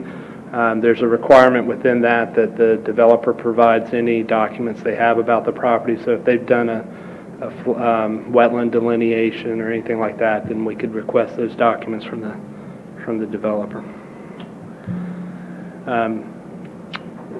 The value, the low cost per acre that's being offered does have a contingency about the repeal of an existing ordinance for development of the adjoining property. The property owner has submitted a rezoning request for the adjoining property that'll be presented conceptually to the planning board at its next meeting and start through its approval process. So the two are contingent, but that if you decide you don't want the development, then that's okay. This property agreement and that offer or sell is just voided. But the anyway, use of the property, the town uses the property a minimum of 10 years as a park. If ever the town decides to sell the property within that 10 years, the town has to offer the property to the developer for its then fair market value. Just a reminder, the board has appropriated $500,000 in this current fiscal year to initiate the design of the town hall capital improvement project. That project is just starting now. We are not going to expend any more than probably $20,000-$30,000 on that project between now and the end of the fiscal year. We'll be selecting a design firm and just getting started, so it'll just be paying our construction manager to help us through that process between now and the end of the fiscal year. So those funds that are already appropriated and accounted for coming into the budget would just be going back into the reserve fund if we don't find another project that meets one of your strategic goals. So staff recommends, rather than appropriate new money or come up with something else, use money that you've already appropriated and have spent, if you will. The town hall project in the proposed budget for next year includes the design funding. So that money is literally just going to lapse back into reserve. So whether you prefer to call it new from reserve or reappropriate this year, it's principally the same thing. And happy to answer any questions. Anyone have any questions for the manager? Comments?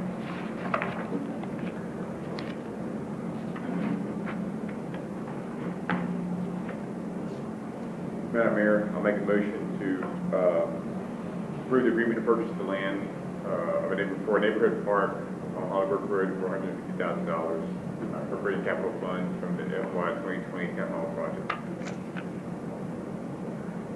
So we have a motion to agree to purchase the two properties on Hollybrook Road, the future development of a neighborhood park. Is there any discussion on the motion? All right. Commissioner Joyner? Aye. Commissioner Deloach? Aye. Commissioner Lutz? Aye. Commissioner Tornaski? Aye. Commissioner Boyette? Aye. Passes unanimously.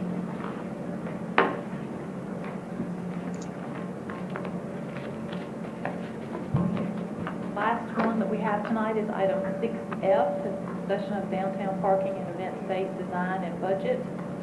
Let's hear from the town manager.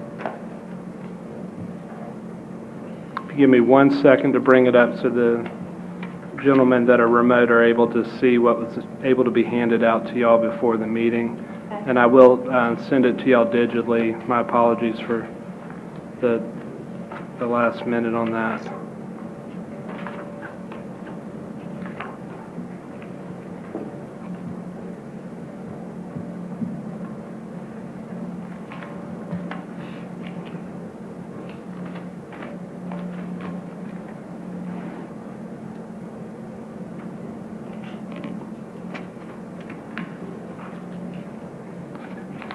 Commissioner Boyette, are you able to see a Word document?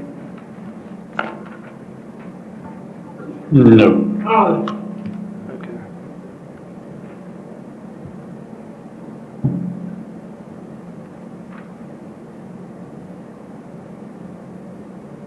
How about now? There it is. Okay. So, the item before you deals with the downtown parking and event space design and budget. At the very end of last week, we had a meeting with the design build contractor and his design consultant, and went through a concept design, which I'll share with you, and then budget. So let me,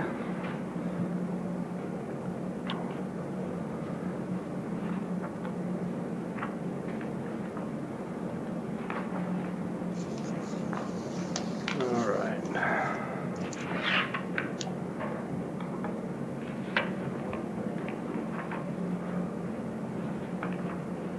Commissioner Boyette, are you able to see a design drawing? Not on the screen, but I already have all these documents, so.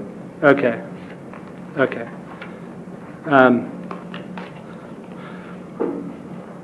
So let me.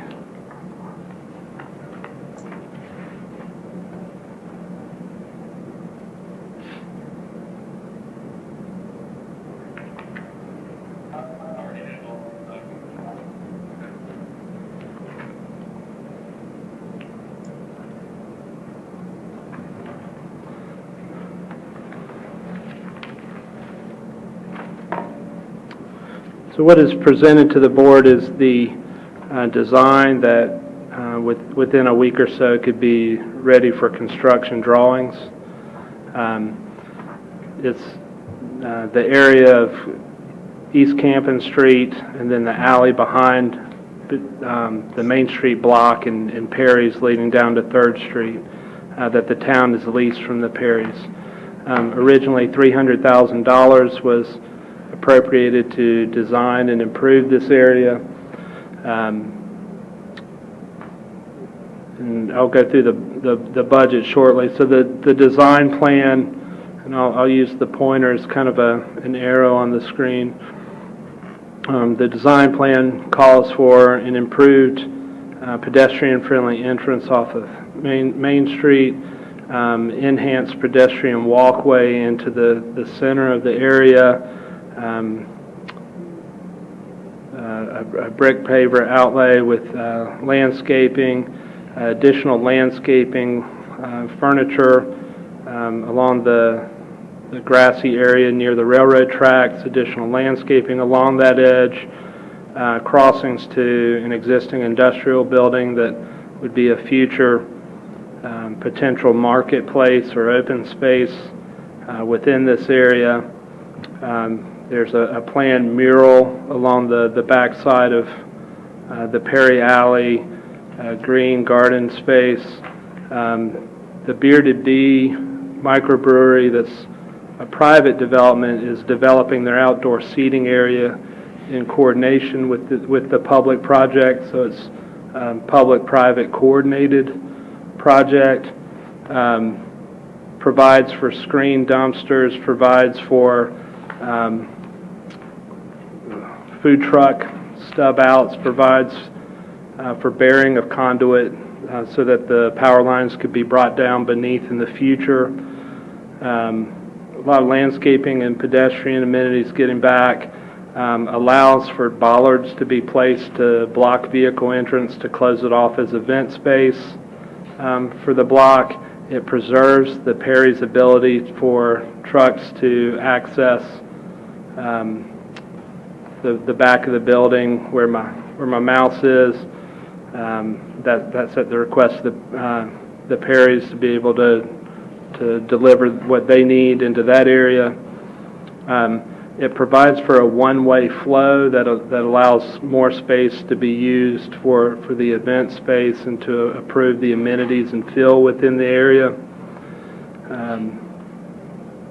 So let me go to a couple renderings to give an idea of what this looks like. So this is kind of a simple pedestrian view from Main Street with the brick pavers would be just below your view, but you could have food trucks to the left, lawn furniture along behind those for when the food trucks aren't there.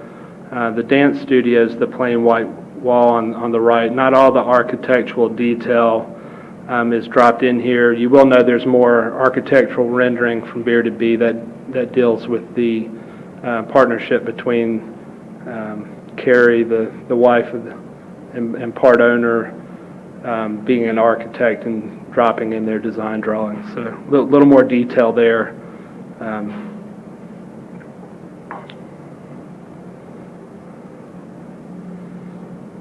So when you get up to the corner and looking down the alley, you'll have that kind of seating, outdoor seating area there, but you have the pedestrian walkway that extends down towards 3rd Street.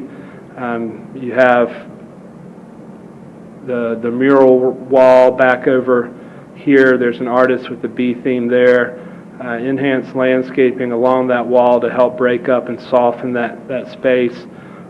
Everything is graded and paved. You can see some pavers where you're able to cross from kind of one area across to another for when that building develops in the near future.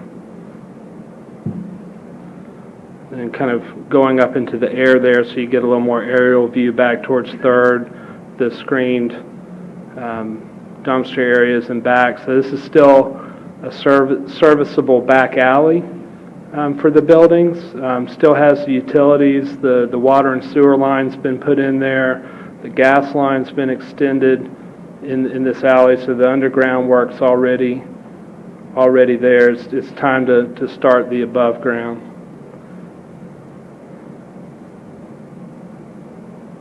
And kind of backing back towards Main and kind of looking down on that area. So nothing too over the top or extravagant, if you will, but looking at kind of where it is today to get it to this usable, functional parking and event space that'll help drive redevelopment on a few of these buildings around this area. Just the talk of this is encouraging those conversations to start. So this is if you're looking at an investment in public space for a vibrant downtown, this is the kind of project that does that, and it's why I believe you chose to invest in originally. All right, so that's the design. Then you get to the cost.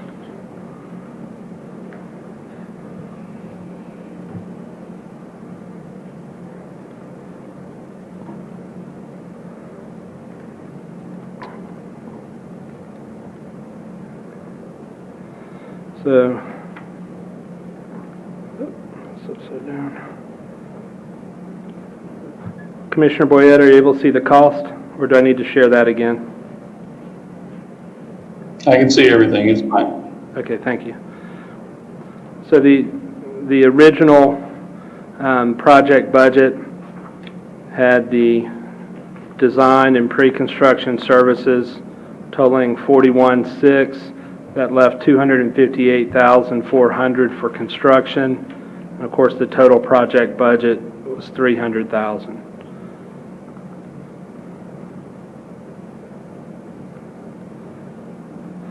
So the $300,000 minus the $41,600, $248,000. The rendering showed are $495,085 before value engineering.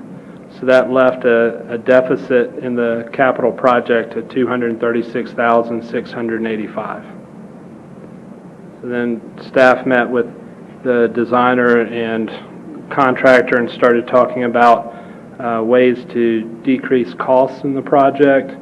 And so on this list is a list of a few items that staff recommends, and then there's some additional that total $64,667, and then below that there's an additional opportunity to save almost $55,000, but that means not putting the conduit underground to be able to drop the overhead lines in the future. It's staff's opinion that investment today is worth it, because tearing stuff up and putting conduit in or just never dropping the lines really cheapens that longer term on a phase 2 or phase 3 in that area. And I'm going to go back to my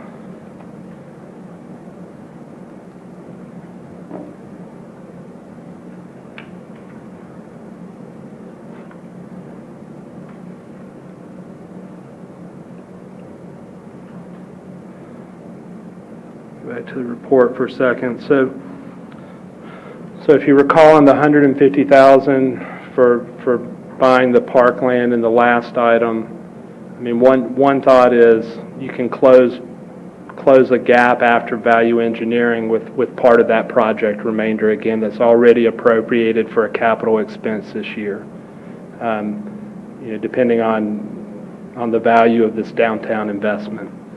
So again, appropriated the $500,000 in 2020.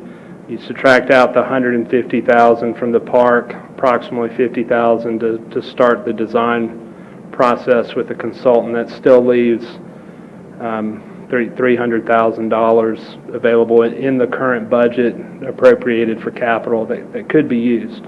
So you could do everything as presented, the full 200 and some gap.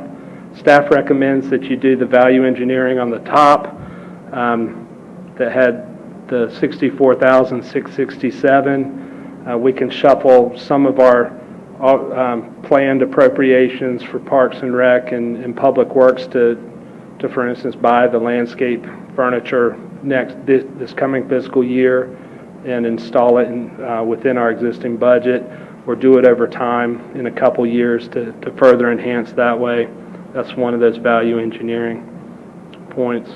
That if you take out the $64,667 from that deficit of $236, that would leave $172,018. So instead of doing the full 200 and some, reappropriate that amount from the town hall project to the downtown streetscape and event space project.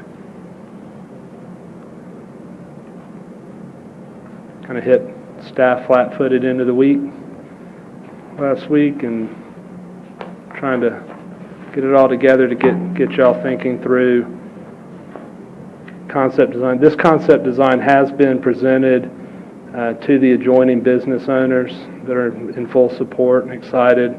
The brewery's still going full steam, looking to open up this summer. The idea is to have this project in place. That's why I felt the need to walk the item on tonight to keep the project on schedule. Happy to answer any questions, bring up any pictures. I have a couple questions. How many, I know this might not be what you maybe were thinking about tonight, but how many food trucks will a space like this accommodate? I'm thinking there were three within that space, and with the value engineering, was it going to reduce it to two, but leave the conduit in place for the third? And then how many parking places are we going to have when it's all said and done?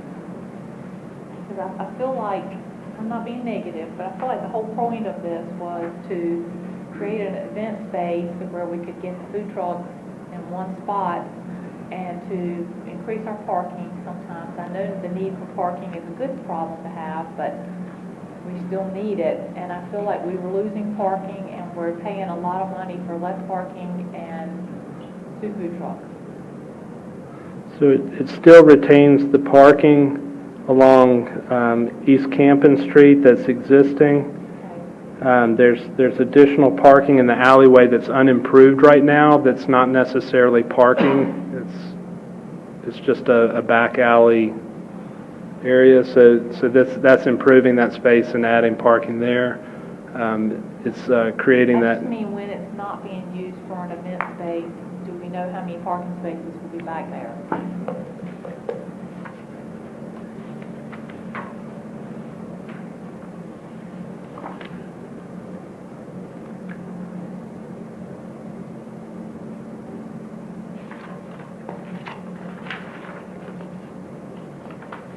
Let me find out and get back to you. Okay.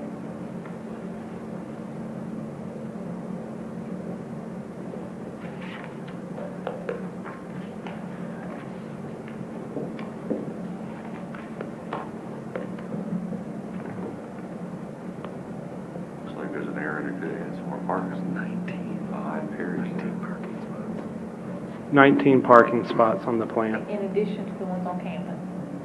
No, That includes Okay. campus. that includes campus. Do you know how many we have right now on campus? The camping ones in the design, some of them can be used for golf carts as well. So it's, I'd have to, the alley now is where there's really no designated, it's kind of just dirt. So people park in there, but it's kind of haphazard. And part of the issue with the alley is you don't incorporate parking in places where people have their loading bays and doors. Right. And that's really I understand important all that. for the Perrys And and the I other understand that businesses. we're making a dramatic improvement in the downtown, but I mean, it's even called the downtown parking and event space design. Right. And I'm worried that we're not creating enough parking and food trucks. I don't know that we're gaining that many parking places, and I don't know that just 2 food trucks.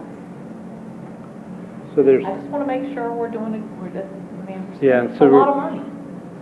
Just want to make sure we're doing the right thing, it's a lot of money. yeah, so the space that's there is the space that we have, and they fit, you can see angled parking in the alleyway adjoining the dumpster spaces, so that's new parking spaces added into that space that doesn't involve a loading area. Right. There's also trying to create that parklet feel around where the outdoor seating is going to be, so you're enjoying that space and it's not just sucking fumes at that point. Moving the dumpster from camping down into that kind of Yeah. sheltered, so there's 2 dumpsters, one in that general area now and one on camping. It would move Right. both of them into the alley, kind of in a protected area, so that they could be screened, and then picked up and have the appropriate pavement underneath, so when the garbage trucks come through, they're not going to damage things. It's kind of a thicker pad zone for those. There's also the ability to add additional parking around downtown. This isn't the only place to add parking, so I wouldn't limit the conversation that this is so critical to that, because that hasn't been its historic use. It's been a back alley loading area that's degraded and not been In maintained. fact, it's private property, so it isn't parking at all, really. Right. So, I mean, Yeah, I so I we're- understand that, and I We're adding it understand- through the lease. I would say that, the Perrys have also leased property from the railroad on the other side of Pine Street, adjoining the railroad. So any future conversation with the future market space and open space, there's a willingness to talk about adding additional parking. That's important for our Pine Street businesses to be able to connect that through over to them as well. So this is one piece in a larger effort. It's really a phase one in the public's responsibility and public infrastructure and space. And what you'll see is that has a return on private investment on adjoining properties and area, much like the Beer to Be. But Any other questions and comments? I do have, I guess, a comment question. Commissioner Deloach, has there been any discussion, I guess, I'm more of the mindset, and I know the conduit is the reason for that, but how much would it cost us in the future to go back and, fix or upfit or whatever you want to say, some of these items that we pulled out? Did we look at this list a little closer?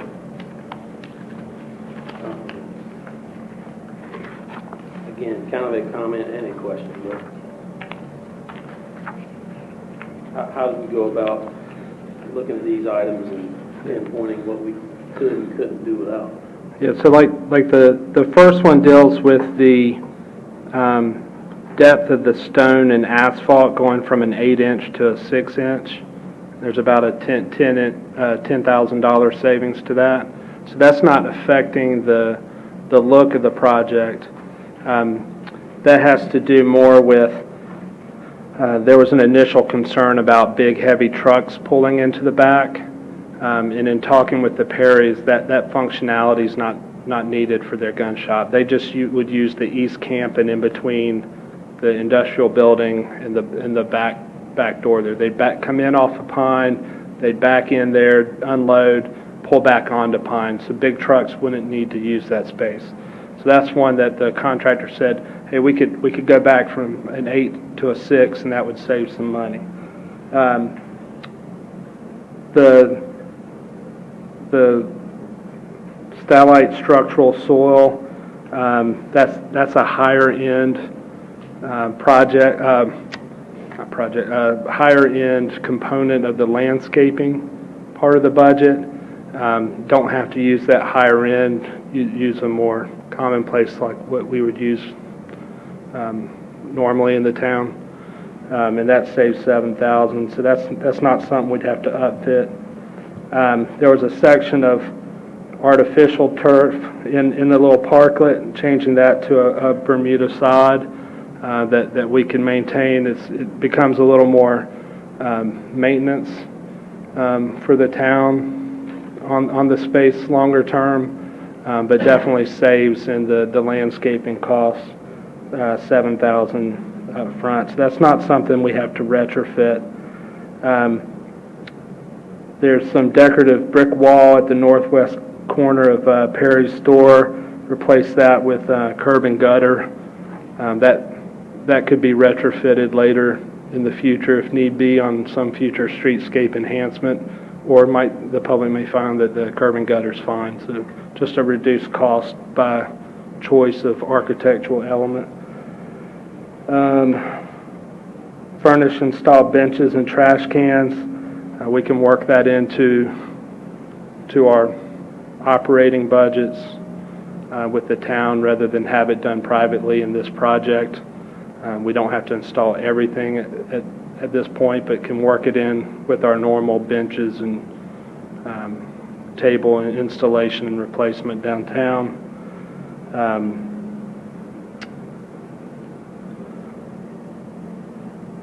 The charging stations, install conduit for only for 2 charging stations, delete 3 of them, leave 1 charging station. So it would get an electric vehicle charging station downtown, which we currently don't have, and have conduit in place for a couple. But there wouldn't be a whole row of them like you might see in some more urban areas. So there was a cost savings to that, reduced electrical and installation of $15,000 on the charging stations. Deduct 1 food truck pedestal, keep 2 in the project. Can always that's actually an easy fix because the conduit is run next to an area that doesn't have a hardened surface, so you could put that into a landscaped area without tearing up your asphalt. So that's a low-cost addition in the future. And then Duke Energy providing some of the materials that originally was just budgeted private to the project. So, you know, arguably there's not much there that we're going to have to do later. There are cost savings to the design today. The big one that we had more concern with staff is that next item. I mean, it's a significant saving of $54,000, but that's just basically committing. We're not going to look to lower the power lines in the future. We're going to keep dealing with the overhead lines. But it is $54,000, but once you make that decision, it's hard to get conduit underneath asphalt.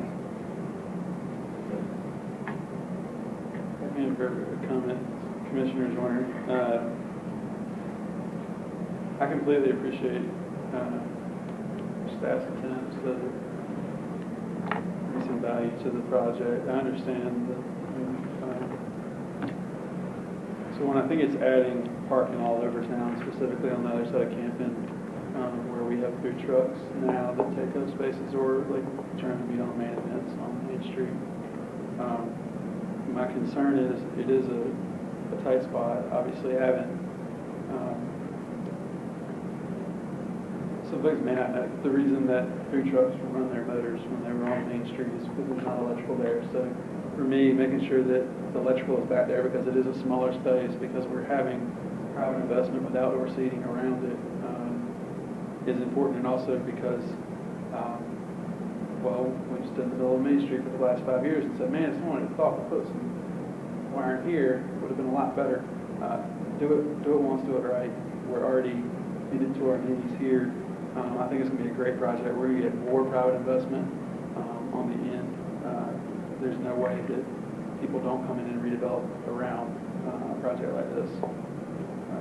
So I would be in favor of keeping as much of the electrical components in there as possible, just because I think it's such a small environment. One loud motor echoing off 2 concrete walls could ruin the experience for, that could become the loud section you don't want to go to, or it also just, if we're as the mayor said, we've fought into this for a pretty long time, so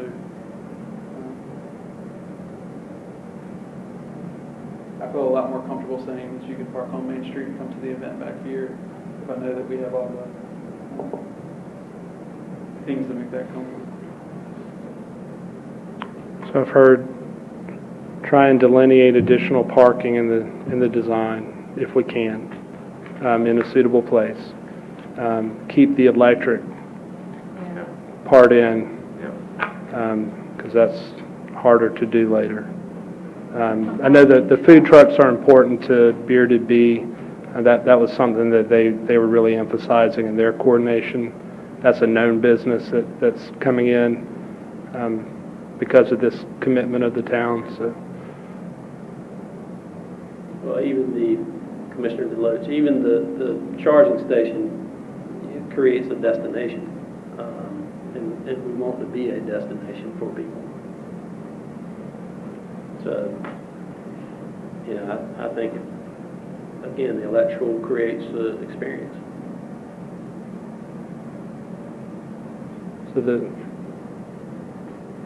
So leaving the charging station in, leaving the food truck in, that's 15.5, and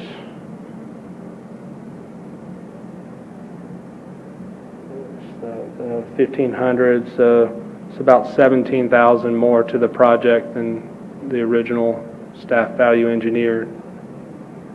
That'd bring it up to about 185 from 170-ish. I just think the aesthetic items you can go back and fix. Commissioner, or change. I had a question on where the parklet is. I mean, there could be more parking there, that little section. Yeah, it could. That's also where the mural's going to be. Okay. So there's kind of the public. There's the experience of sitting outside the restaurant, and potentially the marketplace will look down into that also, and that becomes a visual focal point that kind of breaks up just parking. That's a little bit of the. There's also a tremendous amount. Staff didn't realize until they got out and walked it how much metal roof drains into that area in the middle. So there's you could pull cars right up. Well, there's a lot of water coming off of that side of the alley. So having the parklet over there is also part of the stormwater plan, is our understanding, and then being able to drain that out to 3rd Street. But again, if there's a way to put in another spot or two, shifting a little bit here or there is not going to add a lot of cost one way or the other. Commissioner Lucier, can you note on this map where the charging stations were going to be, or where they were planning to have them? Yes, let me get my reader glasses on, sir.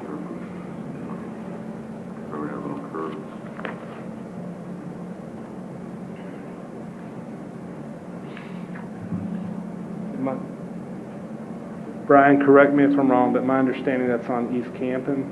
Yes, at the northern end, along the landscaping. Along the landscaping on the northern end, next to the railroad area. So you have just one in that area, or is So there'll be food truck electrical boxes that can be used for farmers market and other things as well. okay. And then the car charging stations will be in where 2 parking spots are, so that they can be used for that purpose. So there'll be conduit for different things in that area. Okay. For the food truck box, it'll be, we've worked with Brian Bray to talk about how it comes out of the ground, and that it can serve lots of different purposes. When there's no food trucks, we may want to hook other things up to it. We may have farmers market vendors that just need, they would maybe want blenders or like different things so they could do different products, coolers, things like that could be hooked in. So it's kind of a multi-purpose charging that food trucks can use as well. Meat on Main had the kid area there with the blow-ups and stuff, so having that instead of generators helps as well.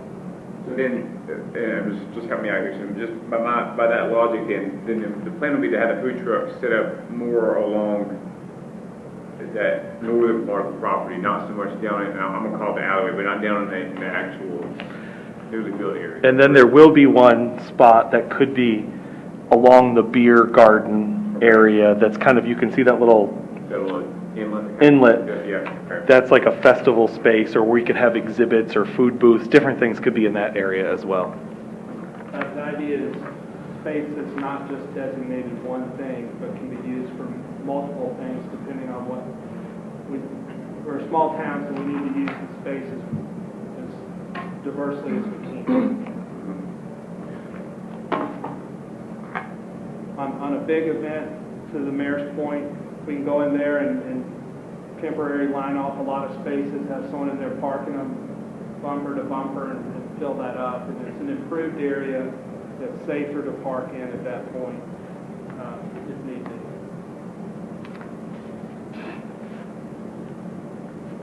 I think it's beautiful. It really is. I think we're going to love it.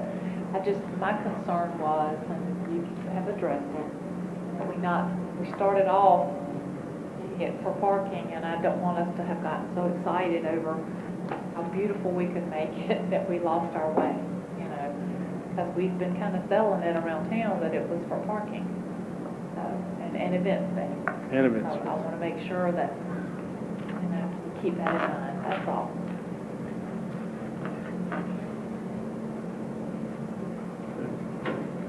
So I guess Do you need a motion? that would be helpful. The formal action to reappropriate is the end-of-year budget amendment. So that's when it would come back. But So you don't really need anything more than I would prefer a motion before I go to work with the design, a motion to work with the design build contractor to finalize the design and cost consistent with what was mentioned by the board tonight, to keep the electrical in, maintain the car charging stations, and see if additional parking or temporary parking may be delineated in the concept. But otherwise, accept the other value engineering, but install the conduit for future lowering of the overhead lines. That motion directly as he said it. Okay. We have a motion to direct the manager to work with the design contractor to finalize the design and cost and to reflect the board preferences stated tonight. Is that okay? Yes, ma'am. All right. Is there any discussion on the motion? All right. Commissioner Joyner? Aye. Commissioner Deloach? Aye. Commissioner Lutz? Aye. Commissioner Tarnatsky? Aye. And Commissioner Boyette? Aye. Aye. Thank you.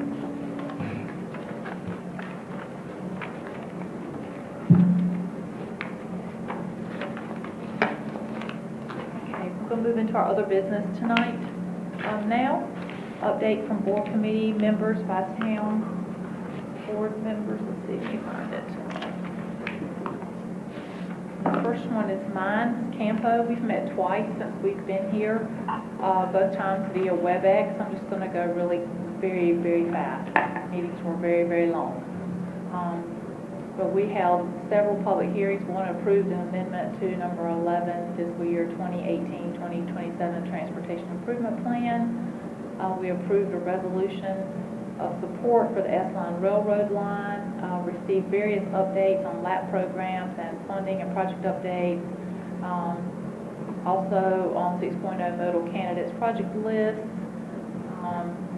Received other project lists and directed staff to release those for public review, and a public hearing on April 15th, which we also have held.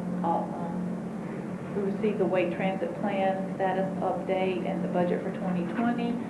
At the April 15th meeting, we held that public hearing I mentioned before, and we also approved proposed methodology for selection of projects to be programmed with bonus allocation funds.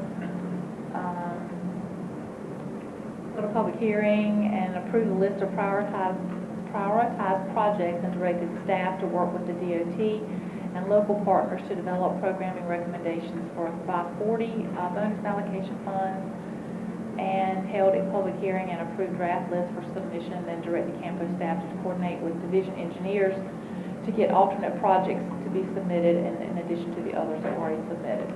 And in both times, multiple project updates and updates from staff. Wendell Volunteer Fire Department Board of Directors, Commissioner Joyner. Thank you, Mayor, and I'll let Commissioner Boyette chime in as he sees fit. But the new Wendell Falls Fire Station is now open. That said, it is not open to any of us. It is open to the firefighters. The station opened on the 20th of the month. Obviously, with the coronavirus, the fire department is, as are all public safety facilities, not accepting visitors at this time. We look forward to celebrating the new station at a future date. The fire chief is going to be discussing actually the recommended budget for them tomorrow night. County, we're already hearing of proposed cuts by the county, and I think that we're going to be hearing those. We will see some impacts on the fire department budget because of that, and that's all I have for the department. Okay, thank you. On the Technical Review Committee, Mayor Pro Tem John Boyette. Thank you, Mayor. Just to piggyback on Commissioner's comments, Station 3 has opened. Very nice station, very modern, lots of room, very nicely appointed. It addresses a lot of needs that the department had, as far as training space, as well as covering a lot of the response area out towards 87 Wendell Falls. We're very proud of it. We're very anxious to go out to the community. And so, like Commissioner Porter said, we're looking forward to the day when the public will be allowed in there. As far as the review committee goes, we did meet quite a while back. It was so far back, in fact, that it was a in-person meeting, more than 10 people in the room. We mostly discussed road design, curb and gutter design elements in a couple of sections of Wendell Falls, and I believe the design is actually for another development. I can't remember which one, but overall, most of the questions and concerns brought up were with regards to traffic and pedestrian safety, as well as emergency response, ingress and egress. And there were also some questions raised about garage placement on a row of townhomes and how the number of townhomes changing could have an impact on whether they were rear loads. That was basically for technical review.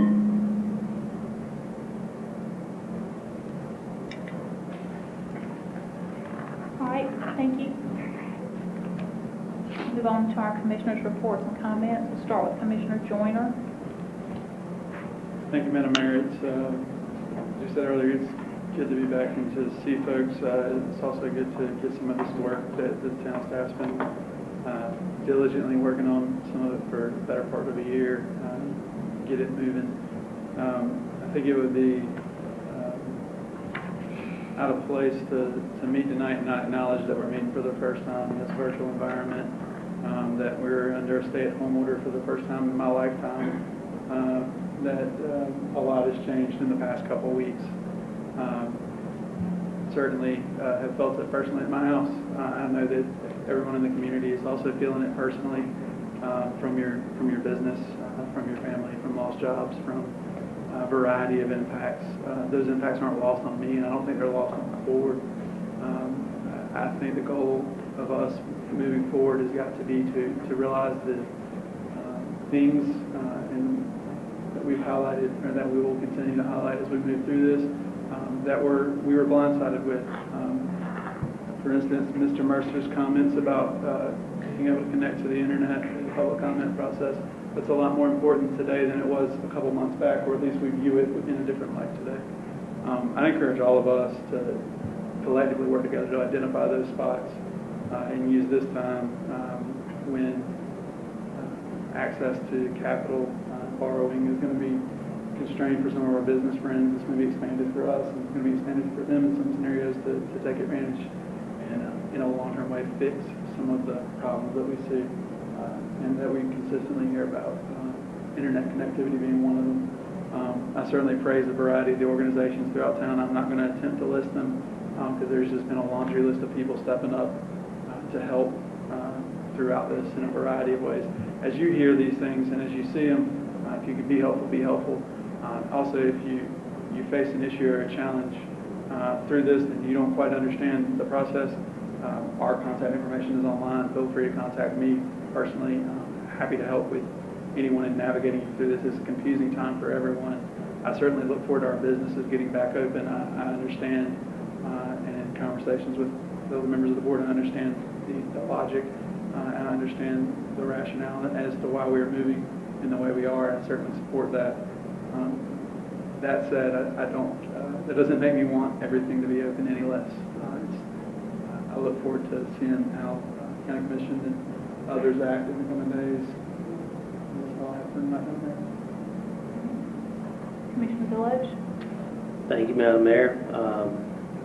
I will echo some of those sentiments as well.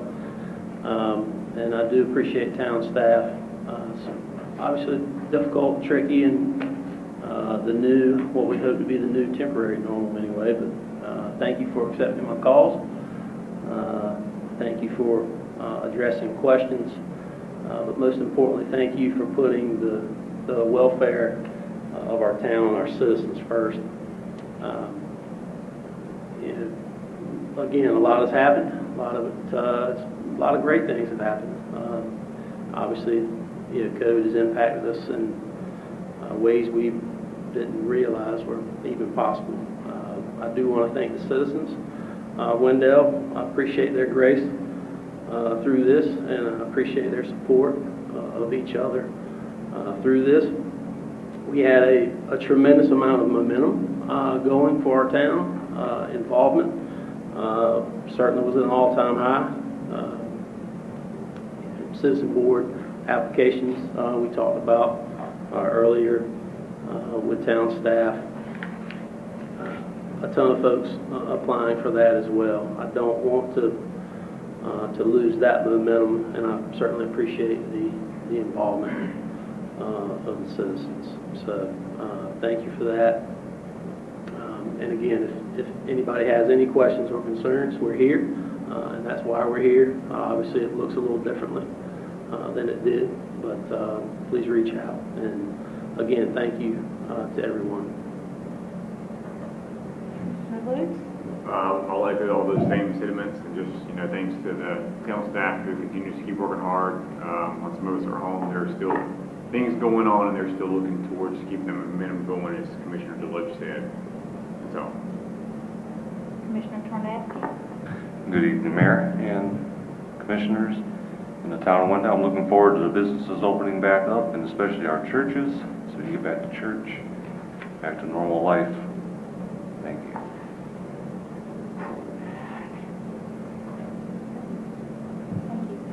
Commissioner Boyette? Thank you, Mayor. I just want to start by saying thank you to all the citizens and the vast majority of our business owners who have done a great job respecting social distancing and understanding the importance of all the things we're doing right now to get limit the spread. I think the proof is in the numbers that we produce every night, showing that we're keeping our infection rate a lot lower than some other places. So it's worked. And I don't think time to let up. It is hard on everybody. We have to expect that. But public health is going to take precedence in this instance. I would also like to give a big shout out to staff and administration for all the hard work that they put into making this virtual meeting possible, whether it's getting meeting up on Facebook Live or being able to, for me to video conference. I know it's been a lot of work, and I realize that it's been a hard past few weeks trying to get everything put together so that we could have this meeting. So I just want to say thank you to staff again for putting it together. Thank you. Real quickly, I just want to take a moment to let everyone know what's been going on in the town of Wendell on your behalf. And it's been a tremendous amount of work. It may seem like things are slow, but the staff has been pretty much, I would say, business as usual with some modification. Things like that, and those modifications can be difficult, but our town staff has absolutely been exemplary in wearing lots of hats and getting the job done, along with those new challenges that we have right now. And I really appreciate their flexibility and their collaboration coming up with solutions instead of, it's easy to get bogged down in hard times, and this is definitely a difficult time and